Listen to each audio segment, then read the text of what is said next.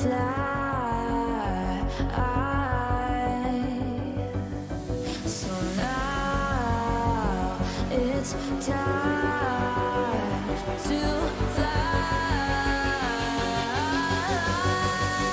Nothing's gonna stop me now. Nothing's gonna stop me now. Nothing's gonna stop me now. Nothing's gonna stop me now. Nothing's gonna stop me now.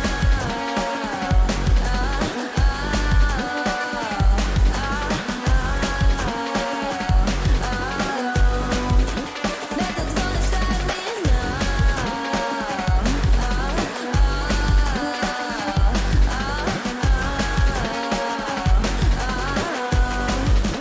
Nothing's gonna stop me now.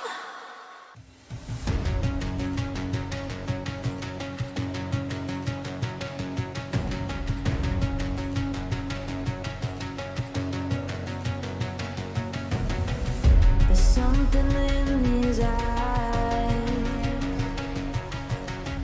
There's a storm within, but it's written in the skies. Won't let it break me till it's over. Won't let it shake me, no.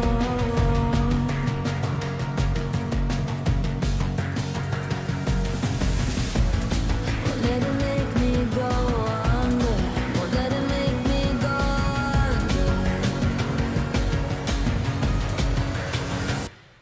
So now it's time to fly. Nothing's gonna stop me now. Nothing's gonna stop me now. Nothing's gonna stop me now.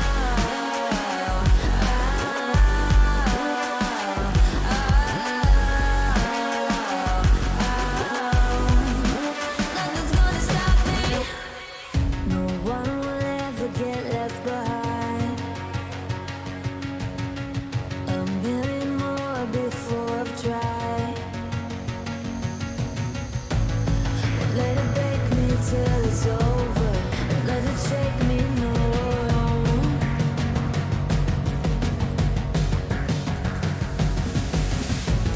Won't let it make me go under. Won't let it make me go under.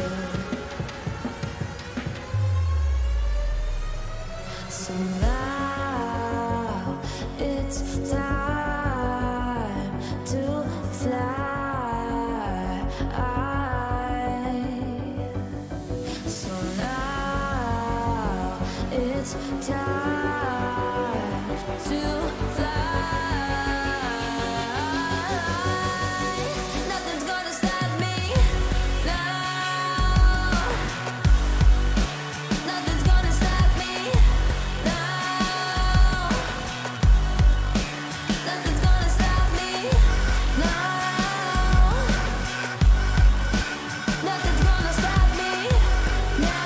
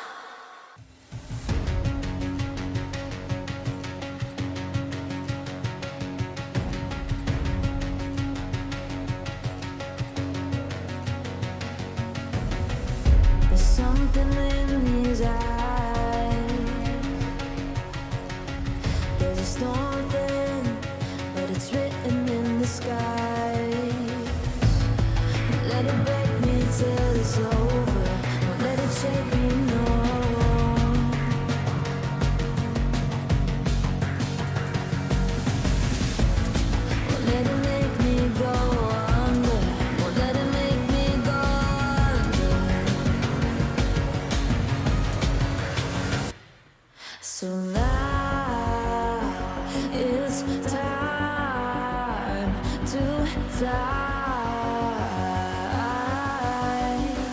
Nothing's gonna stop me now. Nothing's gonna stop me now. Nothing's gonna stop me now.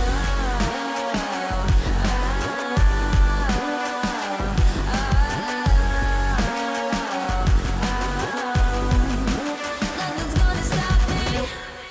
No one will ever get left behind. A million more before I've tried. Won't let it break me till it's over. Won't let it shake me, no.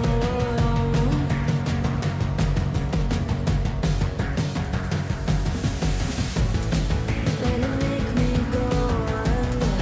Let it make me go under. So now it's time to fly. So now it's time to fly. Nothing's gonna stop me now. Nothing's gonna stop me now. Nothing's gonna stop me now. Nothing's gonna stop me now. Nothing's gonna stop me now.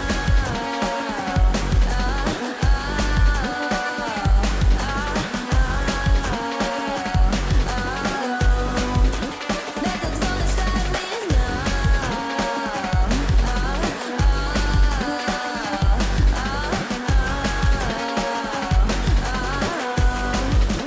Nothing's gonna stop me now.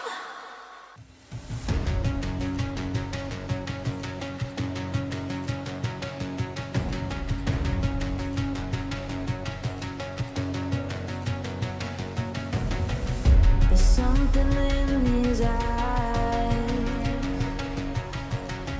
There's a storm within, but it's written in the skies. Won't let it break me till it's over. Won't let it shake me, no.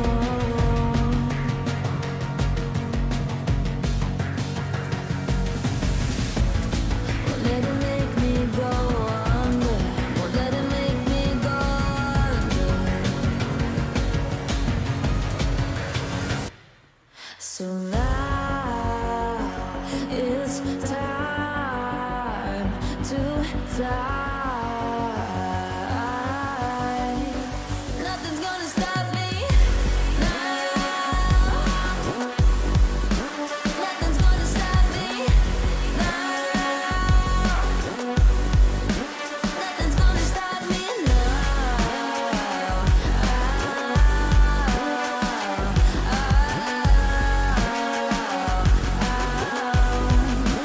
Nothing's gonna stop me.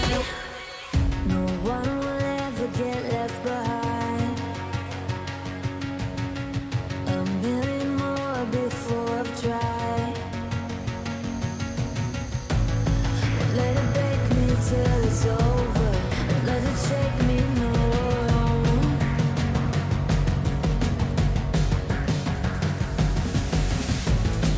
Let it make me go under. Let it make me go under. So now it's time to fly.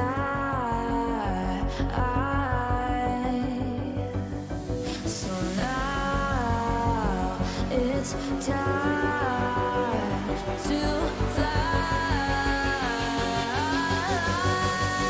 Nothing's gonna stop me now.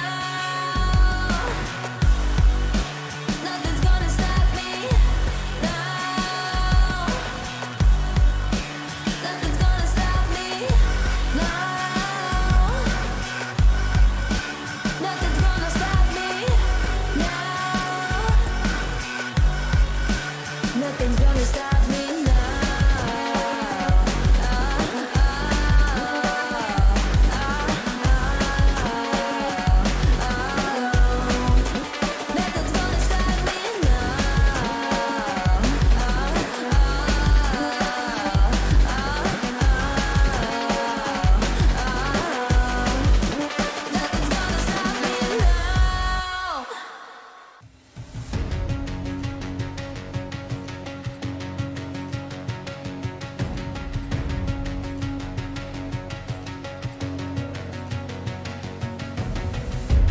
something in his eyes. There's a storm within, but it's written in the sky. Let it break me till it's over. Won't let it shake me, no.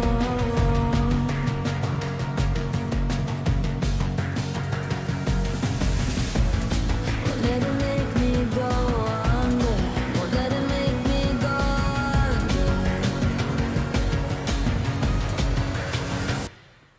So now it's time to fly. Nothing's gonna stop me now. Nothing's gonna stop me now. Nothing's gonna stop me now.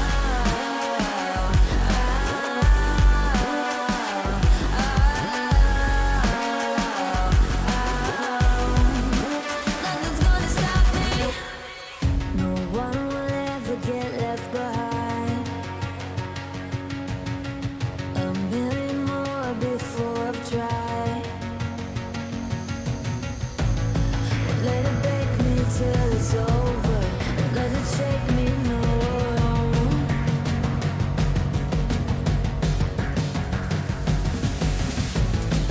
Let it make me go under. Let it make me go under. So now it's time to fly. So now it's time to fly. Nothing's gonna stop me now. Nothing's gonna stop me now. Nothing's gonna stop me now. Nothing's gonna stop me now. Nothing's gonna stop me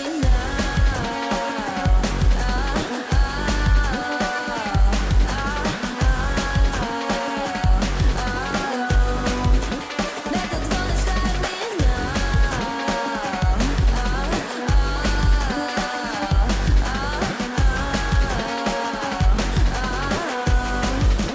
Nothing's gonna stop me now.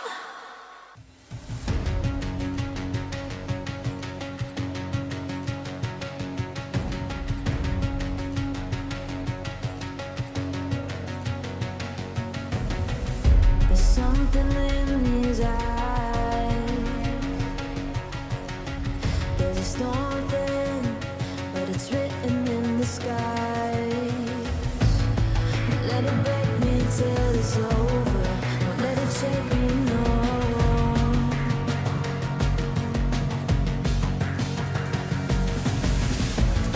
Won't let it make me go under.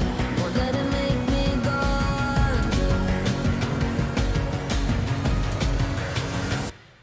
So now it's time to fly. Nothing's gonna stop me now. Nothing's gonna stop me now.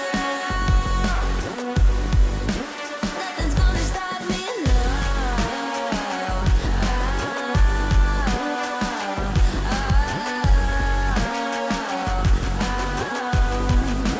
Nothing's gonna stop me.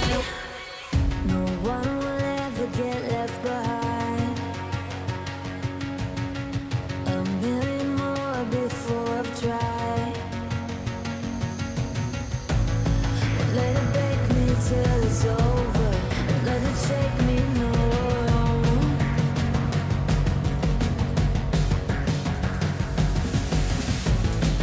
Let it make me go under. Let it make me go under. So now it's time to fly.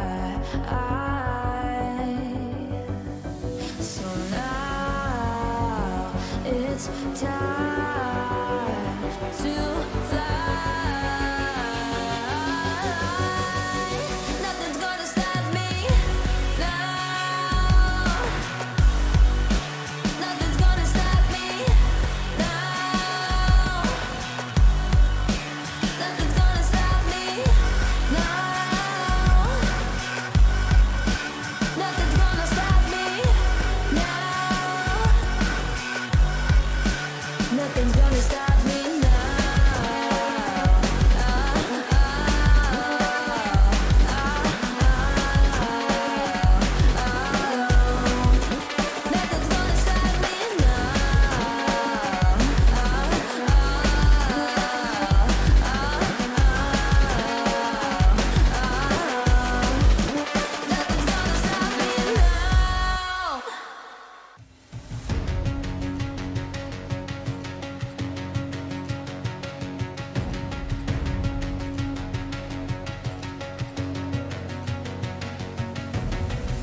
something in his eyes.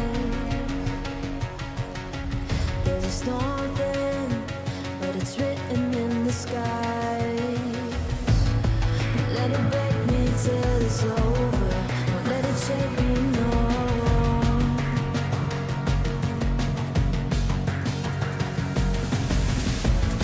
Won't let it make me go under.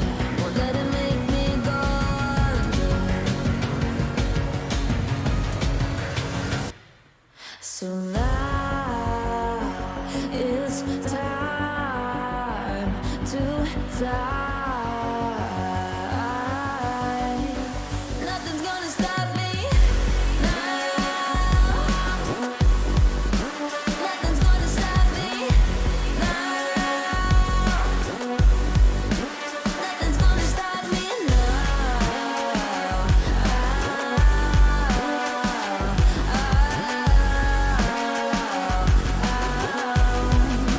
Nothing's gonna stop me. No one will ever get left behind.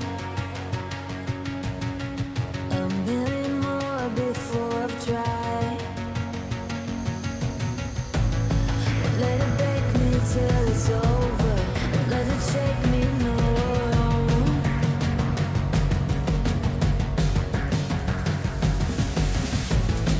Let it make me go under.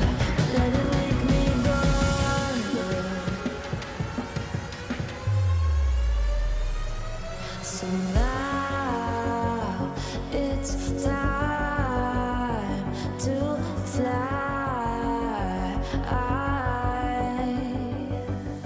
So now it's time to fly. Nothing's gonna stop me now. Nothing's gonna stop me now. Nothing's gonna stop me now. Nothing's gonna stop me now. Nothing's gonna stop me now.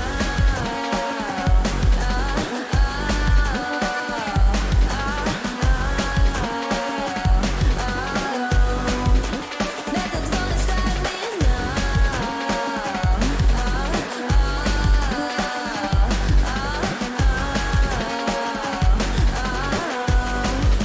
Nothing's gonna stop me now.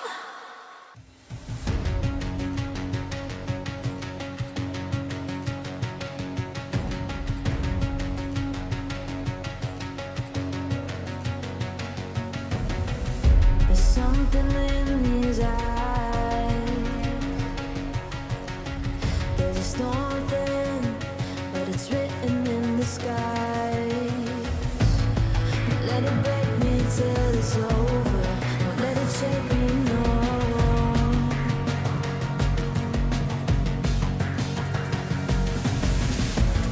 Won't let it make me go under. Won't let it make me go under. So now it's time to fly.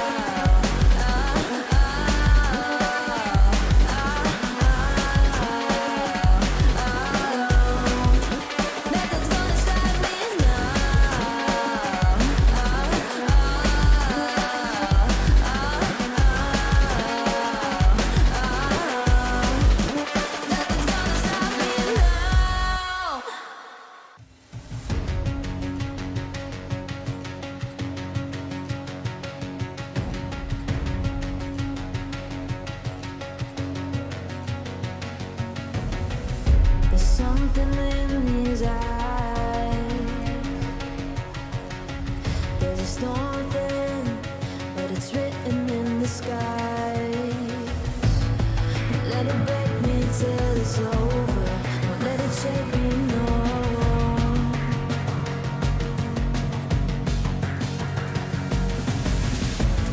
Won't let it make me go under. Won't let it make me go under.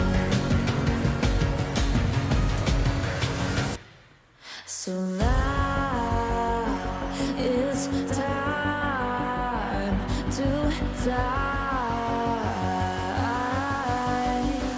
Nothing's gonna stop me now. Nothing's gonna stop me now. Nothing's gonna stop me now.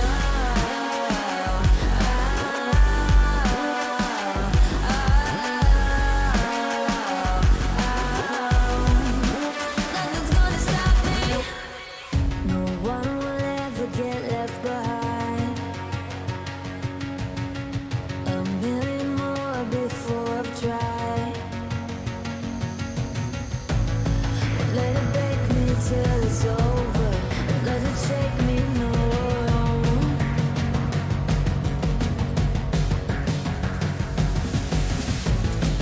Let it make me go under. Let it make me go under.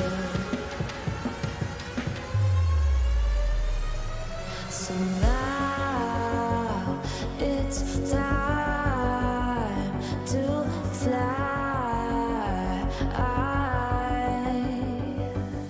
So now it's time to fly.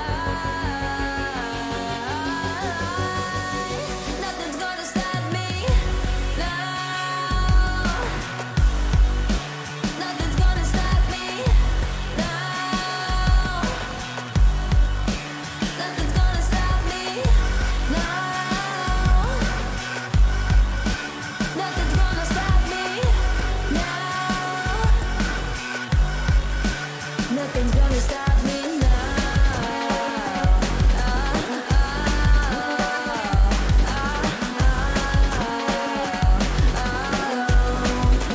Nothing's gonna stop me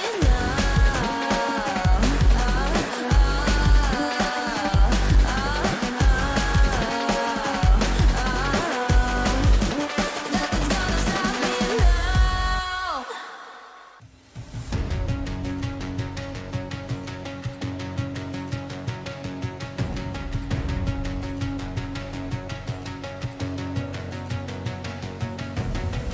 There's something in his eyes. There's a storm within, but it's written in the sky. Won't let it break me till it's over. Won't let it shake me, no.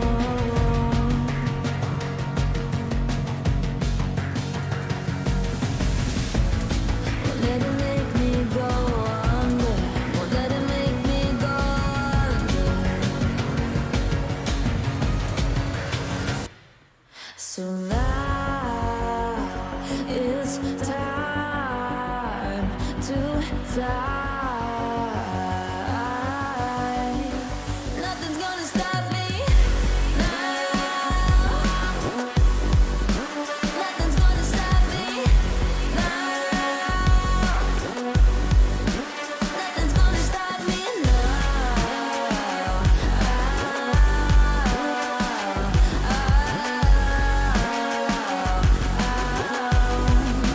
Nothing's gonna stop me.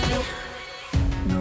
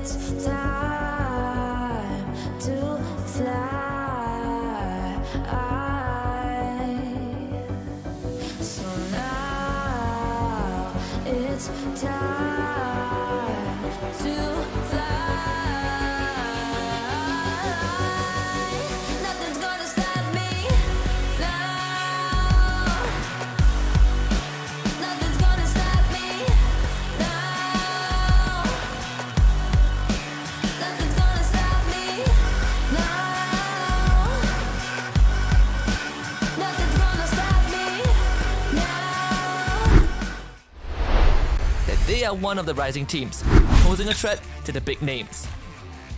Not to forget, from a disappointing performance on day 2, Ego Esport of Vietnam soared high on day 3, catching up to the top teams.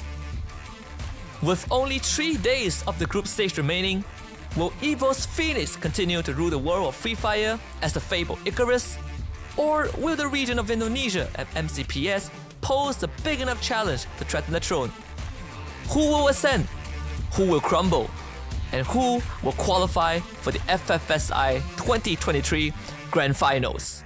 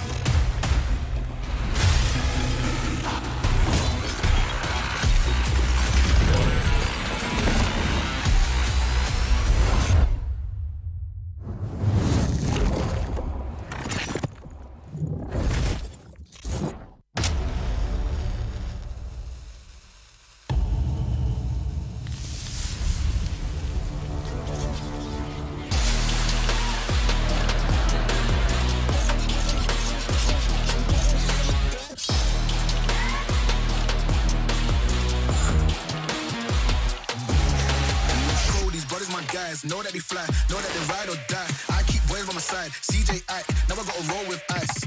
No rush, go on, move dumb. Pushing, so on, move dumb. Peace and love, turn to peace and gloves. Now you gotta do a run up. Generations caught up, look how things will switch. People there quick, now they wanna move out the bits. Boy wanna draw to bitch, nah. Unless you heard it from me, and you ain't heard it from me. Got it from me, all that energy extra. They always see me with the hitters. Joe, leaving them beaners alone. Me, with a squeeze. I get no feelings involved.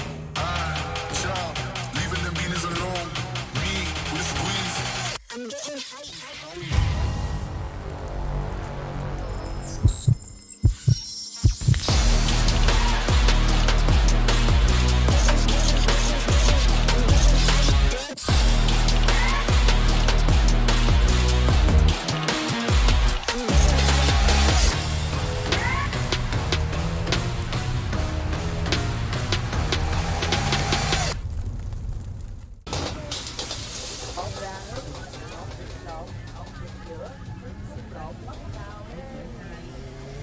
Cho một lẩu Thái anh ơi.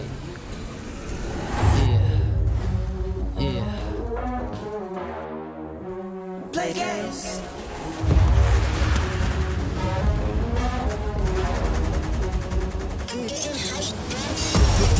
Yo, crank that volume, turn it way up. Get your weapon, get your blade out. Damage, then you gon' pay up. Yo, crank that volume, turn it way up. Get your weapon, get your blade out. Damage, then you gon' pay up. Yo, crank that volume, turn it way up.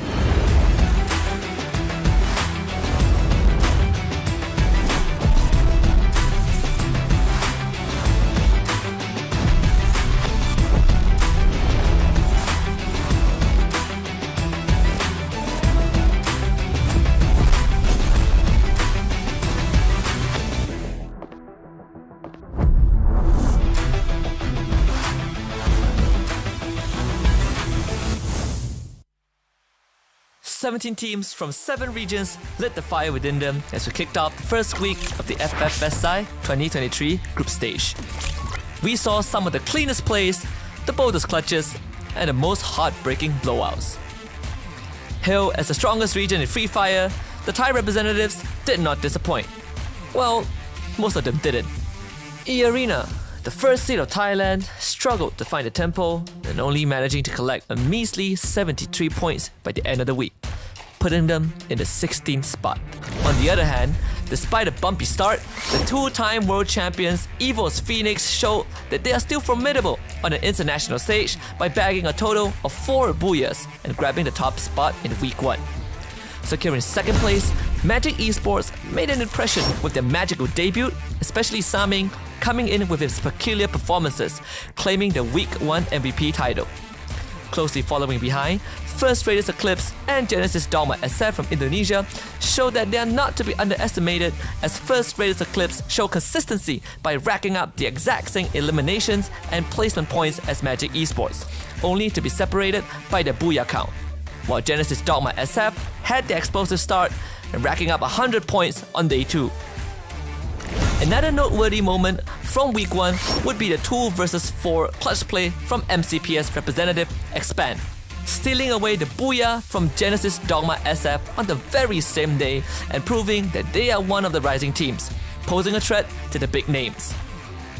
Not to forget, from a disappointing performance on day 2, Ego Esport of Vietnam soared high on day 3, catching up to the top teams. With only 3 days of the group stage remaining, will EVOS Phoenix continue to rule the world of Free Fire as the fabled Icarus? Or will the region of Indonesia and MCPS pose a big enough challenge to threaten the throne? Who will ascend? Who will crumble? And who will qualify for the FFSI 2023 Grand Finals?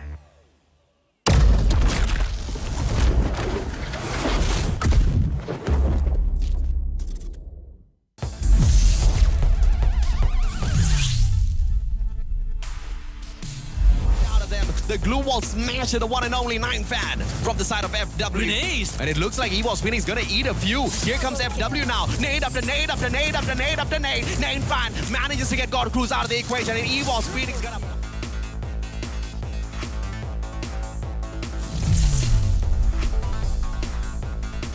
Dogma already with a single elimination, also looking for Donbu. If they can snuff out MGE early, this is really gonna down the spirits of Magic.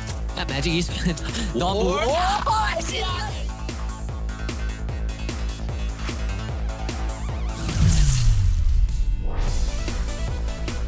Pulled out. That's gonna back him up for a little bit as he patches himself right back up. North, on the other hand, would back up. Start.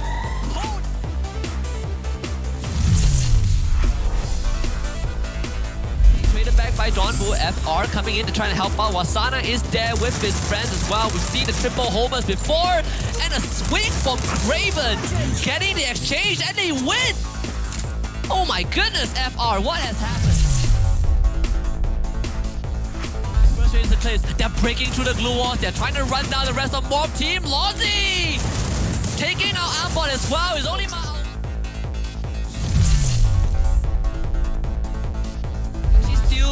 heard the truck, and that's Borges. He's gonna try it.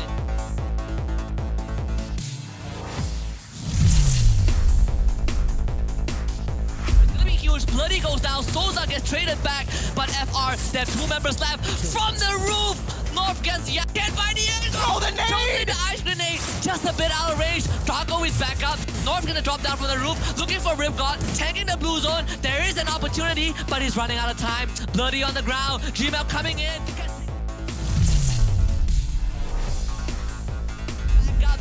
Is super good news as Fast and Roy coming in the name. Shouts go down. Borges dropping low. Roy on the left side. They're gonna get a big flank. The clutch is Too Fast doing it big time. Too Fast doesn't notice. Too Fast grows up. Borges does manage to drop his health right back up. And Too Fast just has to be really careful here. 3 more grenades to work around. He's been slowed down already. Borges now with the woodpecker, but Groza is gonna...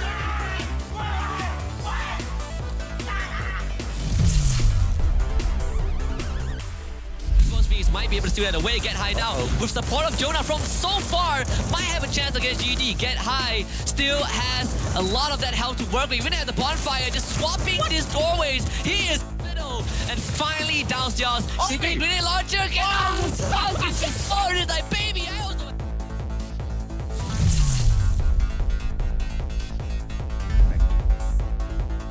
GRC reviving the whole team, and if Iza God is gonna hold this compound 1v1 against 18 Deer. Ras is joining very fast. Iza God off the glue wall, double glue wall, blocking line of sight, but he's still getting pressured. Backup provided from behind. 18 Deer, they really want to try and break through this glue wall, and they will do that by Iza God. You have suppressive fire from 2E from behind. Iza God now turns the corner.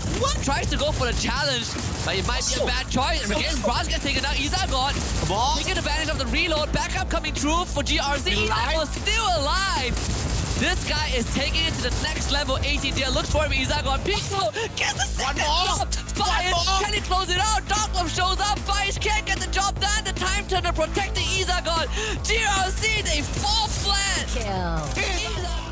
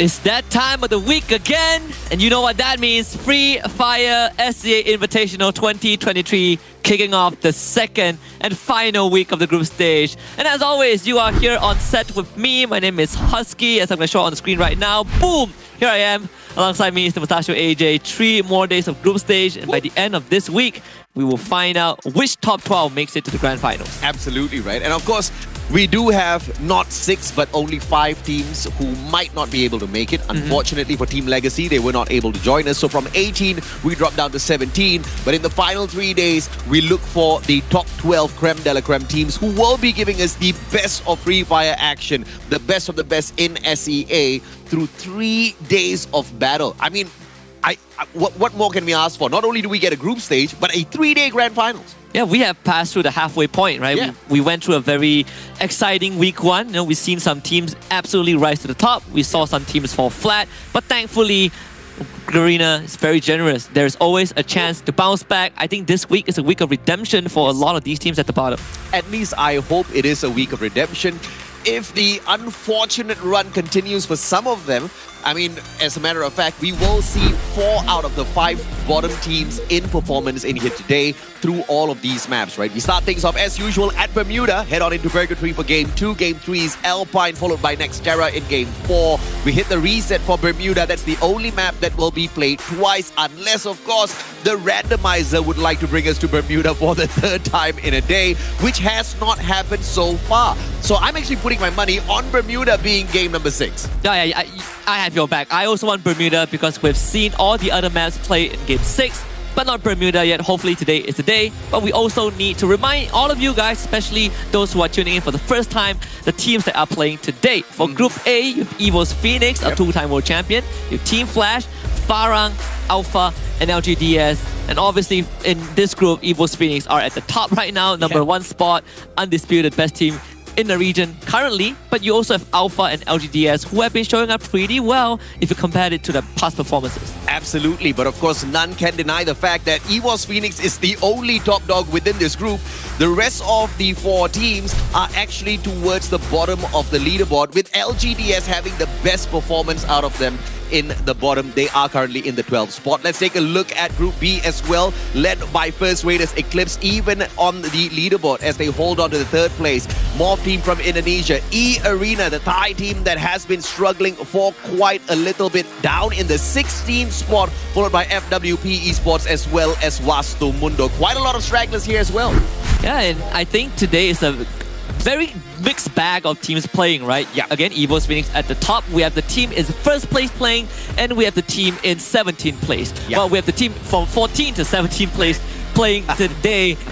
It's gonna get spicy because you look at the point difference, making it into top 12. The benchmark is LGDS. Oh yeah. The region of Taiwan holding to that spot, to that gateway for grand finals is something that I wouldn't expect myself to say, but this is the situation we have for now. I am on the LGDS hype train today for sure. And if you look at the bottom 6, 5 out of the 6 teams will be in performance, which is quite the big day. So goes back to your point of view earlier on. You want to see them rise to the top. I want to see the exact same as well. But looking at some of their gameplay from week 1, I don't know if we are asking for a little bit too much, right? I mean, LGDS, we've seen some phenomenal plays. Alpha has always shown us that they've got the capability of surviving, all thanks to their star player.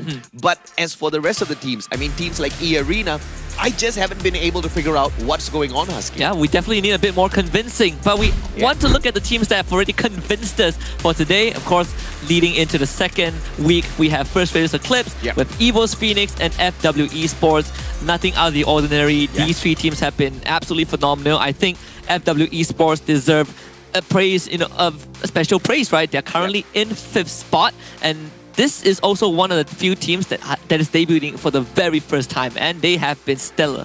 And surprisingly, out of these 3 teams, the one that's doing worse is FW Esports, because the conversion from all of the damage is just not showing through their eliminations. I mean, if you compare FR as well as EVO's Phoenix, they are most definitely at the top of the leaderboard. But if you look at FW, they are in the 5th spot with just 69 eliminations to their names. But of course, let's take a look at Nero as well and how he's performing so far in the competition. Super high damage, and you've got the eliminations to back that up as well. Yeah, but the only thing that I think PE Esports are worried is that they got off to a very good start on day 1. I believe the first official booyah of FFSI was taken by PE Esports. but they kind of went quiet on the second day of the group stage. They're currently in 11th spot, so a lot of work needs to be done. But as we prepare for Bermuda, we have to look out for these three teams. First Raiders Eclipse, Evos Phoenix, and LGDS. They have been the highlighted team for all the Bermuda maps so far. Absolutely, and I just love that for LGDS. I'm for sure on the LGDS hype train, not just today, but for the first 3 days. And this is just going to continue because I really want to see Taiwan soar up to the top. But of course, the day's not going to be complete without a couple of Rose videos for all of you to tune into.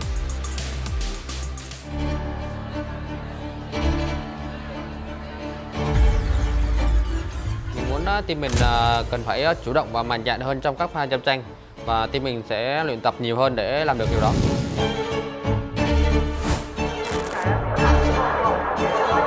ฝากถึงทีมแฟดนะครับเห็นวิกที่แล้วมั่นใจตอนนี้ยังมั่นใจอยู่หรือเปล่าครับ Mình nghĩ team mình cần cải thiện tâm lý tốt hơn để chuẩn bị cho tuần thi đấu tiếp theo. วิกที่ผ่านมาผมคิดว่าทีมผมทำได้ดีอยู่แล้วครับแล้ววิกต่อไปผมมีแผนที่จะทำให้ดีกว่าเดิมครับ Một vài lời muốn gửi tới tuyển thủ Nốt là kỹ năng của bạn thật tuyệt và hy vọng rằng chúng ta sẽ gặp nhau và đối đầu ở tuần tiếp theo. Let's check it out a little bit because Team Flash are in danger. The reigning world champ is coming through. Yanbin is dropping low. Doesn't have much help left, and Team Flash are out. ทีมแฟด Why you so easy?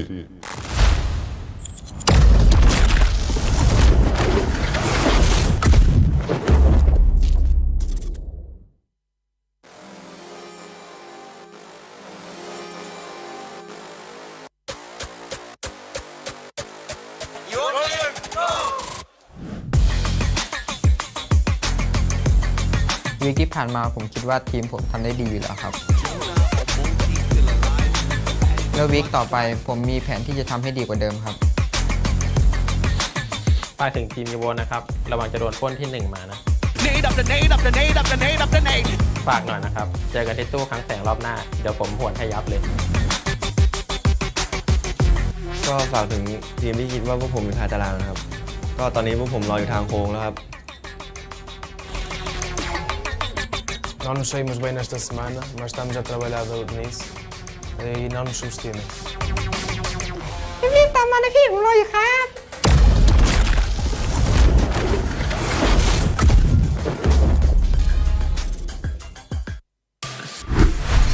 Oh God! What can I say? Someone, Goodness. I have a suggestion. Someone needs to stop Joan. So we need to interview someone else when he was finished because Joan. No! I think it's We don't need to stop Jonah. We need to get Jonah to give everybody else coaching on how to trash talk. so there is this whole story arc in the very first Why are you Rose so video. easy?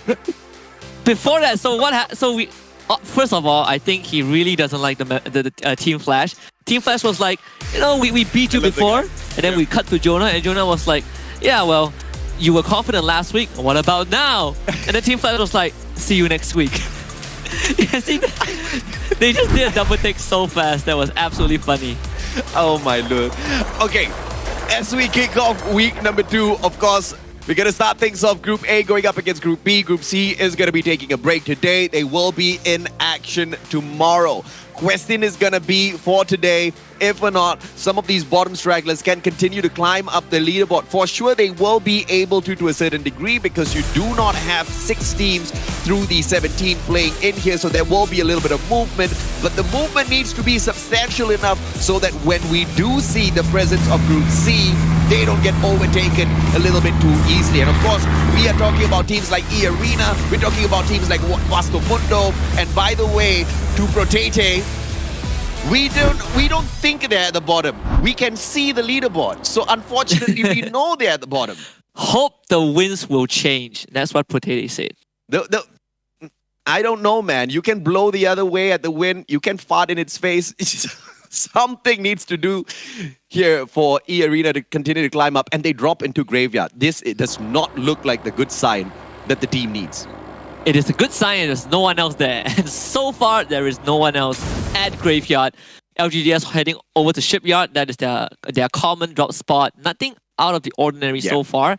I think one of the few things we notice when it comes to between Group A and Group B is that how these drop spots are influenced, right? There's lesser early action because the teams, they really respect each other, and that is why when we talked about Group C last week, Group C was kind of the deal breaker. They love to mess around with the other teams that they go up against. You know, Fire SEA can take Sentosa, that is also very common for them.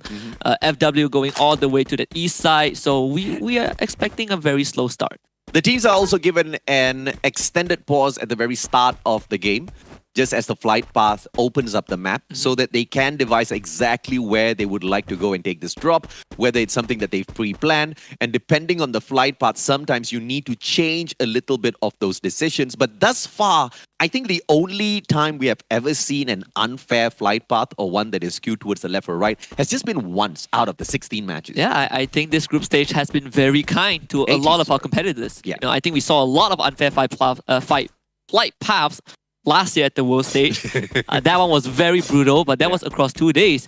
Well, speaking about E-Arena, they now face the gatekeepers of the Grand Finals qualifications. It is Bruce right there, all alone. Potato instantly goes on to him. Bruce is the one who fires first, but they do have support from afar, so shut up. Alongside Potato will get this early kill. Nothing that Bruce can do. I wonder if he popped the Avron already. Does give you the information on players within 50 meters radius, but it seems like that might have just been the case because they are very quickly switching on to the left-hand side. Gets caught in the crosshairs of Limit. And that AC-80 will do its damage through the glue walls. These bullets will not penetrate, but the moment that glue wall does go down, Limit is going to be able to put a quick roll down on the ground. Eliminated as well. And quick campfire. Let's see how long he survives this, but Protete already cutting from the right-hand side. This looks like it's all going to be over. Over for 3 members of LGDS for sure. One last member was able to sneak away, so they still have someone on the team that can bring them back. But Hiroto very, very unlucky, you know, trying to find a way for him to use that launchpad to get out, but took a bit too long to align himself in that general direction. Yuan does have that revival point, but he doesn't feel safe enough to use it right now. And I can understand, right? Because Graveyard is just very near Shipyard. And that's exactly where E-Arena came from. And this is the E-Arena that you want to see. An E-Arena that is not afraid to challenge these obscure areas that other teams normally wouldn't bother. Very surprising early rush from E-Arena. Everything goes their way. Yuan, very quick purchase back. I think he buys Bruce back. And he is going to use that revival platform by the way he's moving. But Free Raiders, the first Raiders, taking a little bit of pot shots against Wastumundo with no retaliation whatsoever, but Crusher, he has got the capability of shutting down Souza. Souza, left-hand flank. Lozzy on the right-hand side as well. Crusher with an opportunity, but Wastumundo already with Luca out of the equation. Can they survive the onslaught of the first Raiders? Oh, this is going to be a very tough one. Like, Crusher has to go very big. He has to be able to take out Souza without losing any of his teammates who are getting pelted. You can see all the glue walls are expanded, and this early on, if you're using this much glue wall, you better get something out of it. Crusher getting the first knock onto Lozzy, looking for some confirm. They had the grenade launcher, but Crusher just not landing the shots. No chip damage at all. And FR, they managed a decent recovery. The whole team is back up. They're ready for this final push. Homer drone onto Crusher. He's going to lose that glue wall and his life. Nunes gets knocked down. Blazer 10 left all alone against the entire force of First Raiders Eclipse. And another start for Wastumundo that just looked absolutely devastating. Yep. They are most definitely devastated at this point of time. Wastumundo, we started the day off with them in the 17th spot, and I guess they will continue to stay there for a little bit. They just needed one good match to rise above the position of E-Arena. And I guess that lead that E-Arena has on them is just going to extend because E-Arena looks like they are souped up. So we start the day off by highlighting 2 of the bottom teams, and it looks like one's definitely having a better day than the other. And, you know, I just want to quickly talk about Wastumundo because I think this... You can clearly feel the heartbreak, right? It's being more and more apparent because I did talk to some people, I think after week 1 about how Wastumundo was feeling, and I think they are not happy with how week 1 has went. I think they've been struggling a lot. You don't need to talk to anyone to find that out, Husky. Like, clearly week 1 went terrible. Well, I mean, you can look at the numbers, but you also need to understand the psychology behind like, how the team is communicating. Yeah. And I think they beat themselves up really hard after day 1. They should. After week 1, excuse me, but Unfortunately, it's still the same at the start of week 2. So I think the boys kind of needs kind of the fifth figure, that third party to talk to them, maybe a coach or something. Some things are definitely not working well. Unfortunately, just nothing's going their way, right? And when you just thought that Luca would just be that MVP to rise above all of the other teams, in fact, even in some solo engagements, the guy is the first one to get taken down in some of these major engagements, which obviously does not do Vasto Mundo a lot of favors whatsoever. But let's focus down on PE Sports as they have 2 teams to worry about, Morph as well as EVOS Phoenix. These are 2 very big teams for PE to take on. And PE, one of the teams that started off the league hot on day number 1. They soon fizzled out on day 2. This seems to be something that PE just needs to fix. And this is the best time, the best map to get that done. EVOS Phoenix obviously is not going to be moving anywhere from their position. They do have a revival point. The circle hunts them down as well. But a drone's going to fish out the position of the PE Esports players. PE Esports is kind of like GRC Aphrodite, right? Off to a good start on day 1, and day 2 you kind of disappear into the wind. Very congested circle this early on, 7 minutes into the game. I noticed that Farang is playing it safe on the southern side. In normal situations, I'll be like, okay, that's kind of how Farang approaches things at the beginning. They do play slow, but I feel like you need to ramp things up a bit more because they were in the 15th spot at the start of the day. You gotta get those points. It's very, very important. E-Arena now will have to face off against First Raiders. I agree and disagree as well with the Farang assessment because they already are very low in confidence, Husky. If they jump into a couple of these fights and they get wiped out all over again, they're going to start off week 1 on a very, very wrong note. Staying safe, maybe getting into the top 5 just purely through survival might just be able to do that for them. And Shut Up just steps up with a Mag 7, knocking down North. A good nade will be pushed on by Souza, but the glue wall just bounces that away. Orgus very smartly defends himself. And First Raiders, without North, will have to find a way around E-Arena, who have just all of a sudden become one of the more aggressive teams within this setup of Group A versus B. Shut Up will be able to back away. First Raiders all blocking away this one small corridor. A couple of nades can do them in. So this is a very sticky situation that First Raiders are putting themselves in. And Shut Up steps up once again. First Raiders Eclipse are getting suffocated by E-Arena right now with 2 members down. Souza being the 3rd. Shut Up is doing everything on his own. And Darko is the last man standing. Not for long. Shut Up! The 1 versus 4. This guy is finally awakened. I waited 1 full week for this. This guy. E-Arena, they are coming online. He used 3 different weapons to snuff out 3 different players back to back to back. Can we talk about that? AC-80 in play. He also had the RGS, switches out to the M1014. What gun is he not great at? He was just dancing circles around the First Raiders Eclipse. And unbelievably, E-Arena leads the pack with the most number of eliminations. Can we once again stress that this team was in the 16th spot and the only team doing worse than them is actually Vasto Mundo? My oh my, what a huge difference. And I also want to stress that last time these 2 teams met, E-Arena has a super high average win rate when it comes to a full team skirmish against First Raiders Eclipse. We didn't get to see that on week 1, and now we are seeing E-Arena at their best. And hopefully this is what Protete has been alluring to, right? The changes of wins, the changes of how they approach the game, the aggression that we've been really wanting to see, we've been desperate to see from them, but didn't work out on week 1. So far with these 7 kills, I think the wins definitely blow in their favor. I don't want to take away anything from that victory of E-Arena over First Raiders, but I have to say the way the First Raiders were taking that fight just seemed to be a little bit off. Usually they are so much more aggressive. They play a little bit more spread apart with the game of information, but this time around they were just clumping and stacking on each other, wishing and hoping someone else steps up to the ground and picks up that fight on their behalf. Unfortunately, none of them managed to do that. So from Bima Sakti Strip, we are going to see E-Arena now travel all the way into its peak, where Team Flash has already arrived, trying to set up a defensive perimeter, but I don't think anything's serving them all that too well. They are wide in the open. Team Flash either needs to reposition or they need to erect like 10 million glue walls around them, because by the time all of the other teams get in, they're the first ones who's going to get shot at. Yeah, and we have been stressing this for so long, right? The importance of having the glue walls, all these utilities. We also kind of saw the downside if you use it early on. LGDS against Farang, another important fight because, like I said, Farang need these points. You know, you talked about how Farang, they need to play safe because they're not confident in those gunfights. But I believe LGDS is a team that Farang can take on in normal circumstances. And Farang, they're completely dodging this conflict. Gonna take that east side out. So, well, LGDS, they're not gonna get anything. I am already noticing a huge difference in the movement speed of Team Farang. They are on point this time round. I mean, if you looked at their movement from last week, they just looked like, unfortunately, slots just crawling around the battlefield. Today, they look a little bit more proper. They've got that information earlier on already, and they back away from the fight.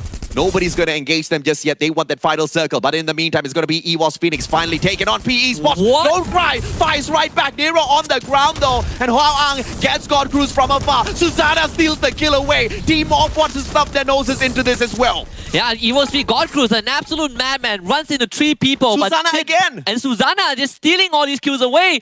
One more team, they have a second squad they need to worry about is LGDS. That is the closest threat. But Susanna, he took down Hong An as well from afar.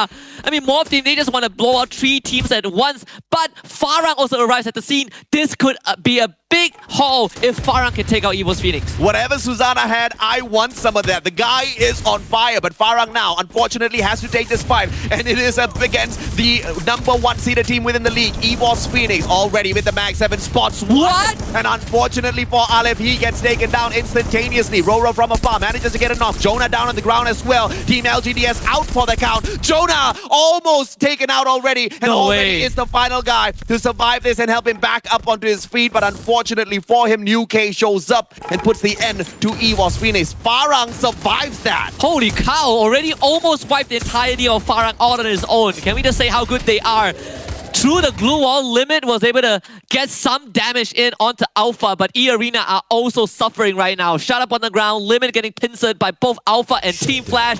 Things are heating up. E-Arena out in 7. We are going to speed up the rest of the round, AJ.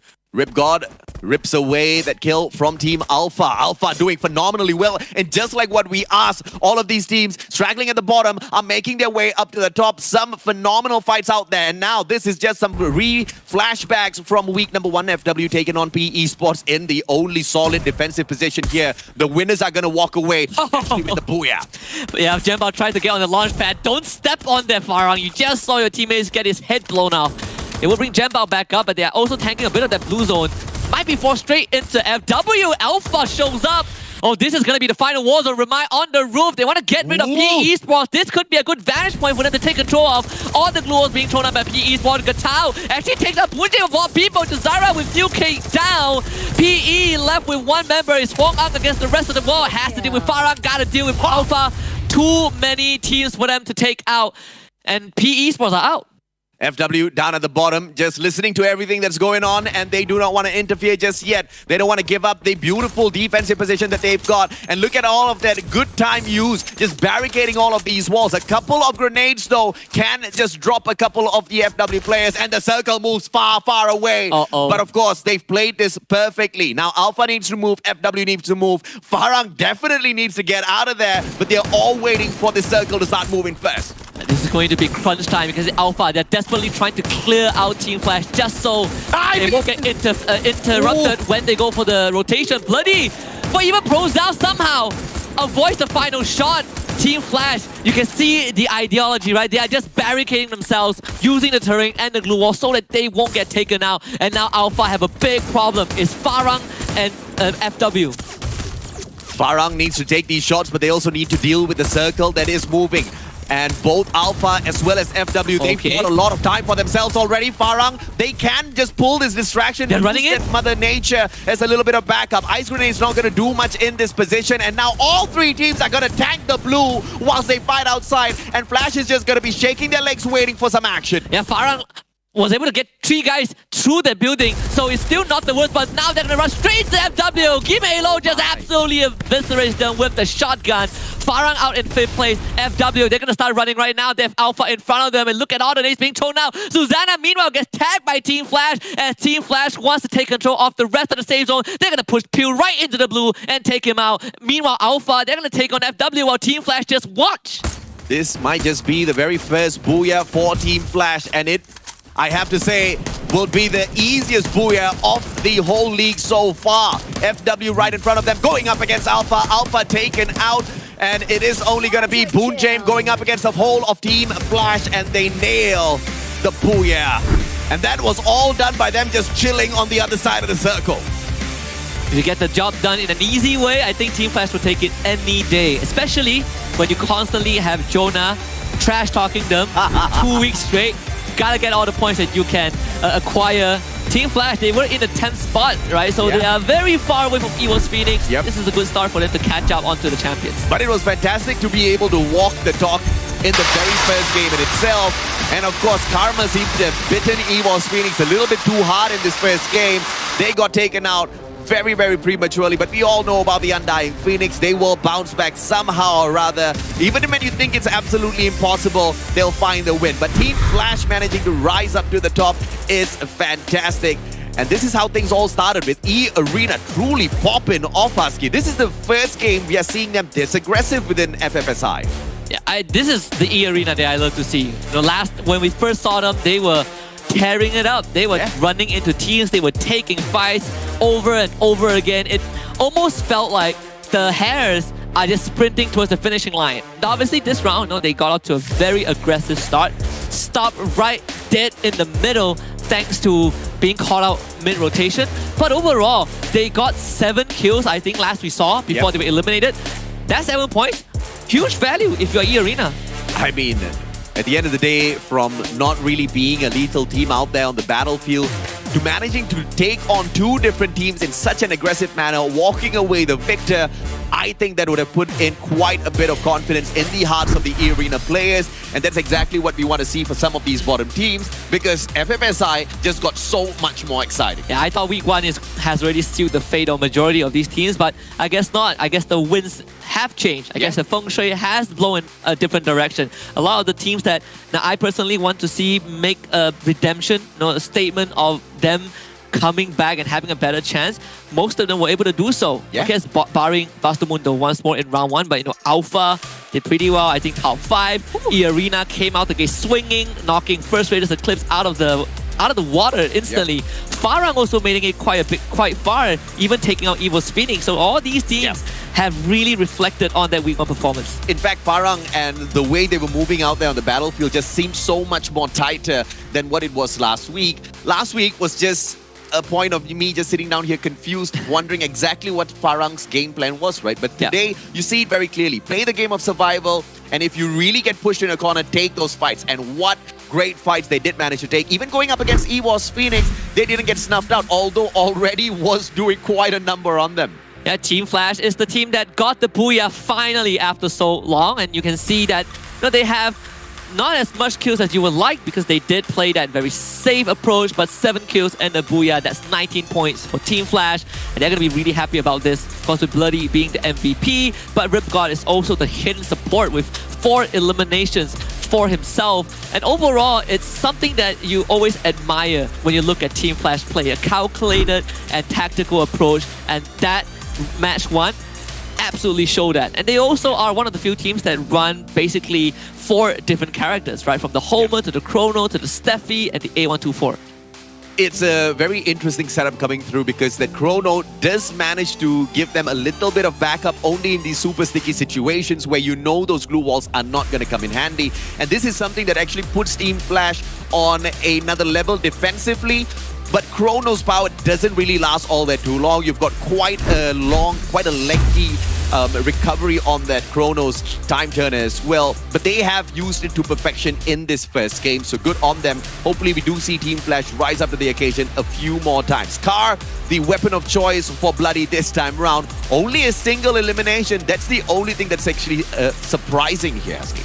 And I think it's for them it's okay because they play that long range. You know, you can use the AC-80 Woodpecker. I don't know, you can use the pistol and it wouldn't matter too much because they had the help of the other team. We've gone through all these compositions, you know, the entirety of week 1. So when you look back at the popular weapons, it's almost the same. Well, the M1014, the AC-80, and the RGS-50, which has been used quite a lot in the mid game. I mean, we saw all three of these guns getting those highlight knocks as well as kills. I mean, and these are the 3 guns used by that one crazy guy who popped the whole of First Raiders. Which player was that again? Shut up. Shut up, yes. These are the exact same 3 guns. I bet they saw that guy and they're like, I guess these are the popular guns. It should be weapons used by Shut Up to wipe out First Raiders. But a match standing for after game number 1 with Team Flash in first place, 19 points, and no other teams were able to kind of match them, right? To just read the circle very well. FW getting 13. You have more team coming in third with 12. Alpha getting 12 also. E-Arena getting 11 thanks to those 7 kills early on. I mean, this is just an absolute surprise. Farang finally stepping up alongside E-Arena as well, getting 8 points. There's just no better way game number 1 could have gone for a majority of these teams who are sitting at the bottom. Of course, sans Vasto Mundo, the struggle still continues for the team. I didn't even see the very start of that engagement, neither did you, where Luca actually went down first. Yeah, he was sniped from long range mid rotation. They brought him back up and he got down instantly. So unfortunate for Luca. And if your star player just stands no chance very early game, the rest of the team members, I hope to see them really rise to the occasion and, you know, somehow bring Luca right back in, show that they can survive without him. But it hasn't been the case so far. I think it has to start from morale, right? You need to always feel that you're confident. Thankfully for them, they have 5 more rounds to do so. Vasto Mundo, they are not out just yet. We're going to take a short break and we will come back as we head to Purgatory for game number 2.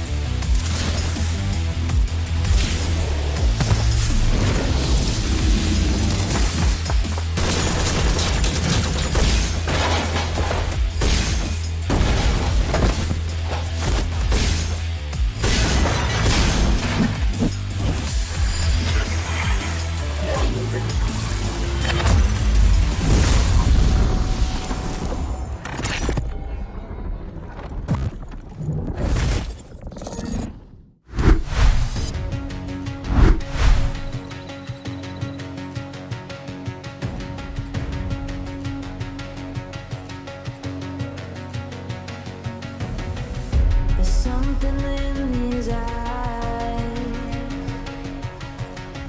There's a storm within, but it's written in the sky. Let it break me till it's over. Don't let it shake me, no.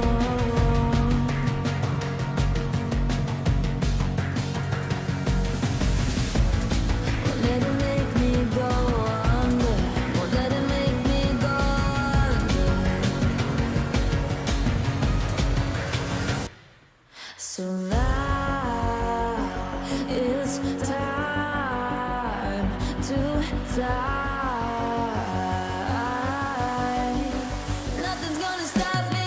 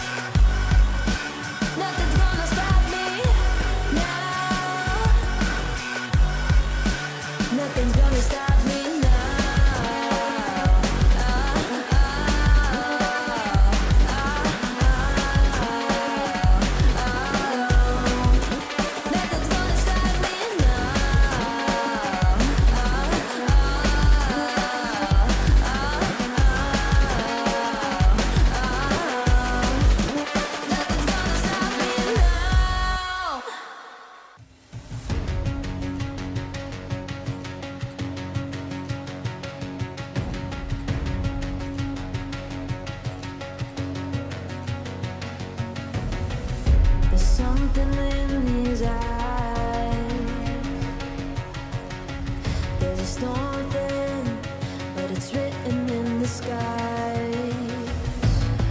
Let it break me till it's over. Won't let it shake me, no.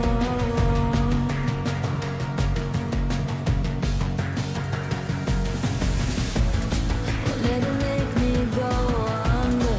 Won't let it make me go under. So now it's time to fly.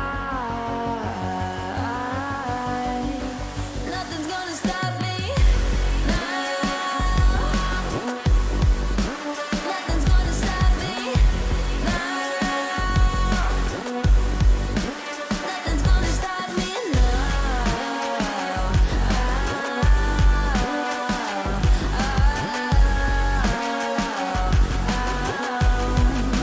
Nothing's gonna stop me. No one will ever get left behind. A million more before I've tried. Let it break me till it's over. Let it shake me, no.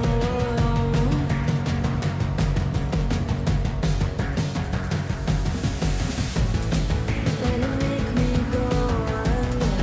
Let it make me go under.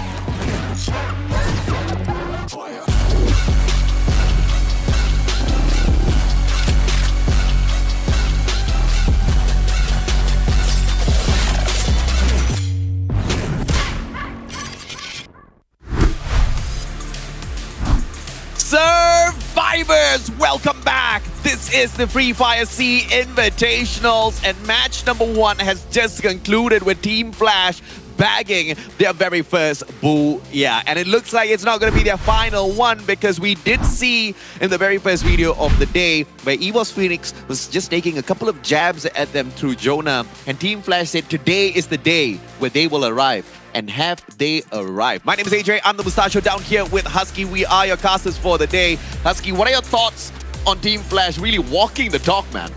They are just delivering what EVOS Phoenix asked of them, right? EVOS Phoenix, well, not EVOS Phoenix. I have to make it clear first. It's just Jonah asking them to hurry up. Well, they picked up the pace a little bit, but they gotta keep running because they got one booyah, but they need a lot more to catch up to EVOS Phoenix. Maybe Purgatory is the map that they can repeat it again, but Purgatory is also a map where EVOS Phoenix have high top 3 rates on, alongside First Raiders Eclipse and FW Esports. Teams to look out for, like you said, are these 3 that are up on the board. But once again, we are going to be bringing our sights over to the teams that are struggling as well, especially in the bottom 5. Team Flash, earlier in the day, they were in the 8th spot. With that solid booyah, they should be able to, I believe, catch up with GD. In fact, more than catch up with GD, even take down Morph and replace them in that 6th place. If Team Flash can continue with this trajectory, continuously climbing up the leaderboard is not going to be a problem. But of course, it goes back to the question of consistency. Can they keep it up? And as we head on into Purgatory, the question is all going to lie in maybe a couple of hot drops. This flight path, Husky, super decent, super neat, right down the center from Crossroads all the way to Lumber Mill. And campsite is going to be our high tier loot zone. Yeah, this is one of the more fair flight paths because you get equal access to all 3 islands on this map. I don't count Mo House as an island, in case you're wondering. It's fair enough. Yeah, okay. but this is also a map where Farang actually performed well in our own region. And we also saw that for PE Sports, Hong Ang is out. They are bringing DNP in for this match. So minus swap for PE Sports, I think they're just trying to test out the different dynamics, but we might see that early clash though. Morph Team and PE Sports are heading towards the same direction. I swear, I thought Flash was going to land in Brasilia and get stuck in this 3-way battle between Morph as well as PE, but thankfully that does not happen. But LGDS is not going to be as lucky. I believe there is another team within their vicinity. But we are going to take our attention over to PE first, and UK down on the ground, but not before Don't Cry manages to take Morph's Spew out of the equation as well. A good strike right back coming through from PE Sports, and with UK right back on their feet, we have to switch on over to First Raiders going up against LGDS, who are in the lead. Yeah, First Raiders once more in an early exchange, but First Raiders are winning out. Oh! I mean, Roro getting the knockout onto Souza with an uppercut. But unfortunately, it's only Eng left. Grenade launcher in hand. It's not that easy though. Can Eng at least steal a couple kills away? You know, you can't get hurt. LGDS are out. But guess what, AJ? E-Arena showing up again. Unfortunately for LGDS, they kind of picked on the wrong team here. PE Sports, it looks like Morph has brought their boy right back in Arena. No. They go in for the shutdown, and guess against who? It is the one and only First Raiders all over again, just like you said, Husky. Limit 67 HP left. He circles around and First Raiders get snuffed out all over again. And this time, Shut Up didn't even need to do anything. Dude, E-Arena is now the nightmare of First Raiders Eclipse. 2 rounds in a row, they were the one that executed FR. Oh, this must be a rough start if you are a First Raiders Eclipse fan. But LGDS, they've accomplished what Alpha wanted to do. You knock someone down with the fist. So Alpha, you know, run the claw. Time to ask Roro how he did it. I hope and pray this does not motivate them to bring Kla out once again, because we will only know if they get the booyah. after that one good booyah, we've actually seen Team Alpha perform decently well. Decently enough to get into the top 12. So I don't want to see any monkey business. I don't want to see any Muay Thai out there on the battlefield just yet. Maybe once they secure the top 12, then yeah, give us some fun. I mean, if they can do it with the claw, the sky's the limit. Yeah. Anyone can get a booyah. My dream, my wish for any official Free Fire League is that regardless of the result, when you reach the end of the group stage, I want every single team to at least have a booyah. That's quite the big dream. We have like, what, 24 rounds? Yeah. With 17 teams, so it means that we need 17 unique booyahs. Never mind, I take that back. I don't think it's doable. I mean, never say. Okay, yeah, it's. Wait, 36 rounds. Excuse me, but still, it's a tall task. Maybe it is. Like from now on, like it needs to start right here, right now. So Team Flash so got the next one is going to be Vasto Mundo, followed by Farah, followed by. That's it. Everyone else has a booyah. I guess we're not getting any more unique ones today. LGDS, right? There's one more LGDS. Yeah, there you go. So E-Arena. Okay, well, we're adding the numbers. Flash seems to have secured that one for themselves already, so they're gonna rest easy. The challenge is not set for Team Flash, but I want to see some consistency from Flash, right? They have started things off a little slow here, just continuously looting up, not really backing away. But Farang, I have no idea what Alif is doing all alone. Like, I mean, when you go to a foreign country, you have to stick together with your friends, man. And Alif just doesn't get the message. He is going to his friends. Like, eventually, after 3 years. Better than never. Some people never come back. You know? That is true. That is true. Crusher from up top, and he will be able to spot Alpha in a couple of seconds. Let's see what pet he does have on him. Gatal alongside them as well. Dreki is going to be able to spot out any of those players when they use their medkit a little bit later on. But first off, they do need to get into an engagement, and it looks like it is going to happen eventually. Not something that they want to, of course. But they are going to get engaged in a couple of seconds, providing they do step out of this compound. But they're playing super sneaky and defensive right now. Thankfully, the game slowed down a little bit because game 1, it really felt like there's not much time to breathe, right? Yeah. Teams are just going at each other's throats.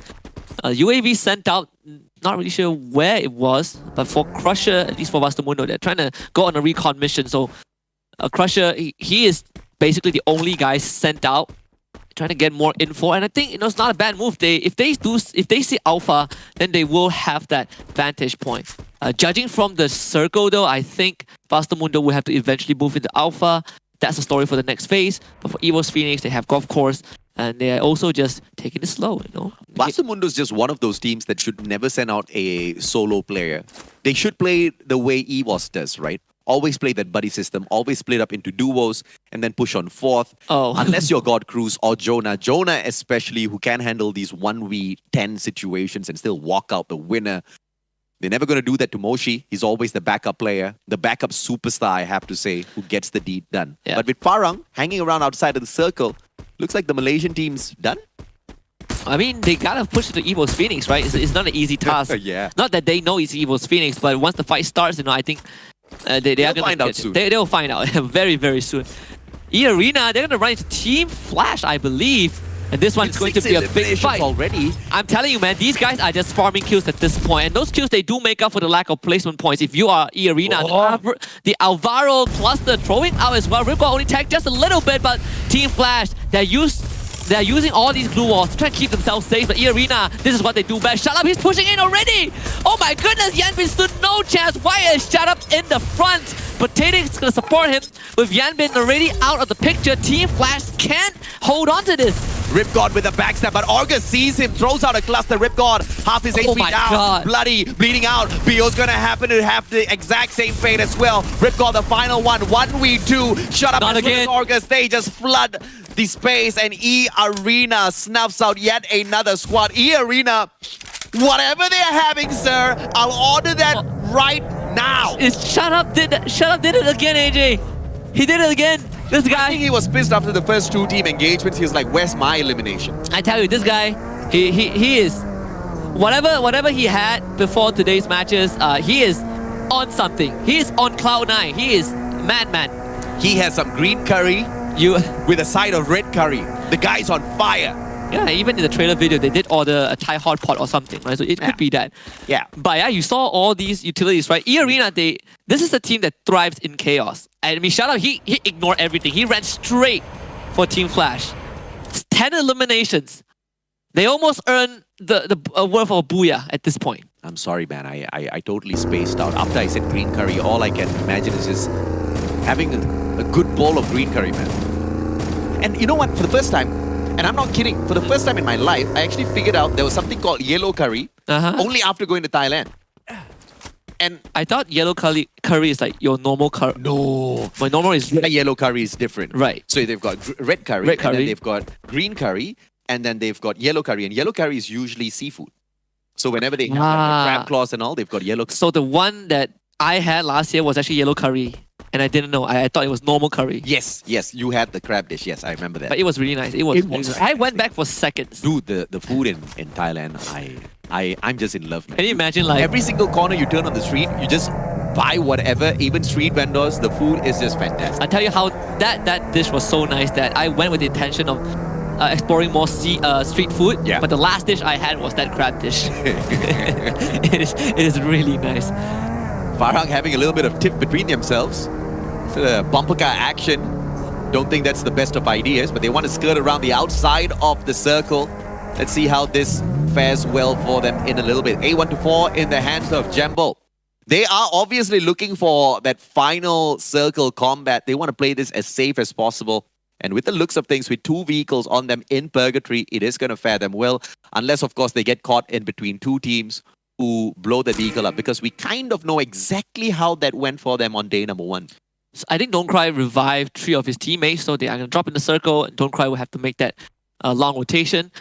But this late into the game, it's going to be a bit tough for PE Sports, right? You need to gather resources again. This is why you are seeing Nero go straight into the blue. They need to find as much as possible. Not so lucky if you are Nuke, because you are right in front of Evo's Phoenix, who are not messing around. But Evo's Phoenix also have to contend with Morph Team. Nuke, though, he's already receiving fire. Farang circles around, and they will be able to find a drop here. Boot James right in front. Is he going to strike just yet? Steps away from Mother Nature. That tree is not going to give him the defense anymore. And it looks like FW is all prepared to take on Team Farang. They quickly reposition first to use that compound as a good defensive spot before they do engage. Boon James gets tagged up. It's going to be that Homer that shows his location, and Team Morph flies into the vicinity as well, but EVOS Phoenix will be able to keep an eye on them as New K gets downed and outed. I wonder if Farang knows where the rest of FW are, because Boon James could misdirect them, right? The rest of FW are holding that shack. Yeah. Farang, they're pushing further and further up the hill.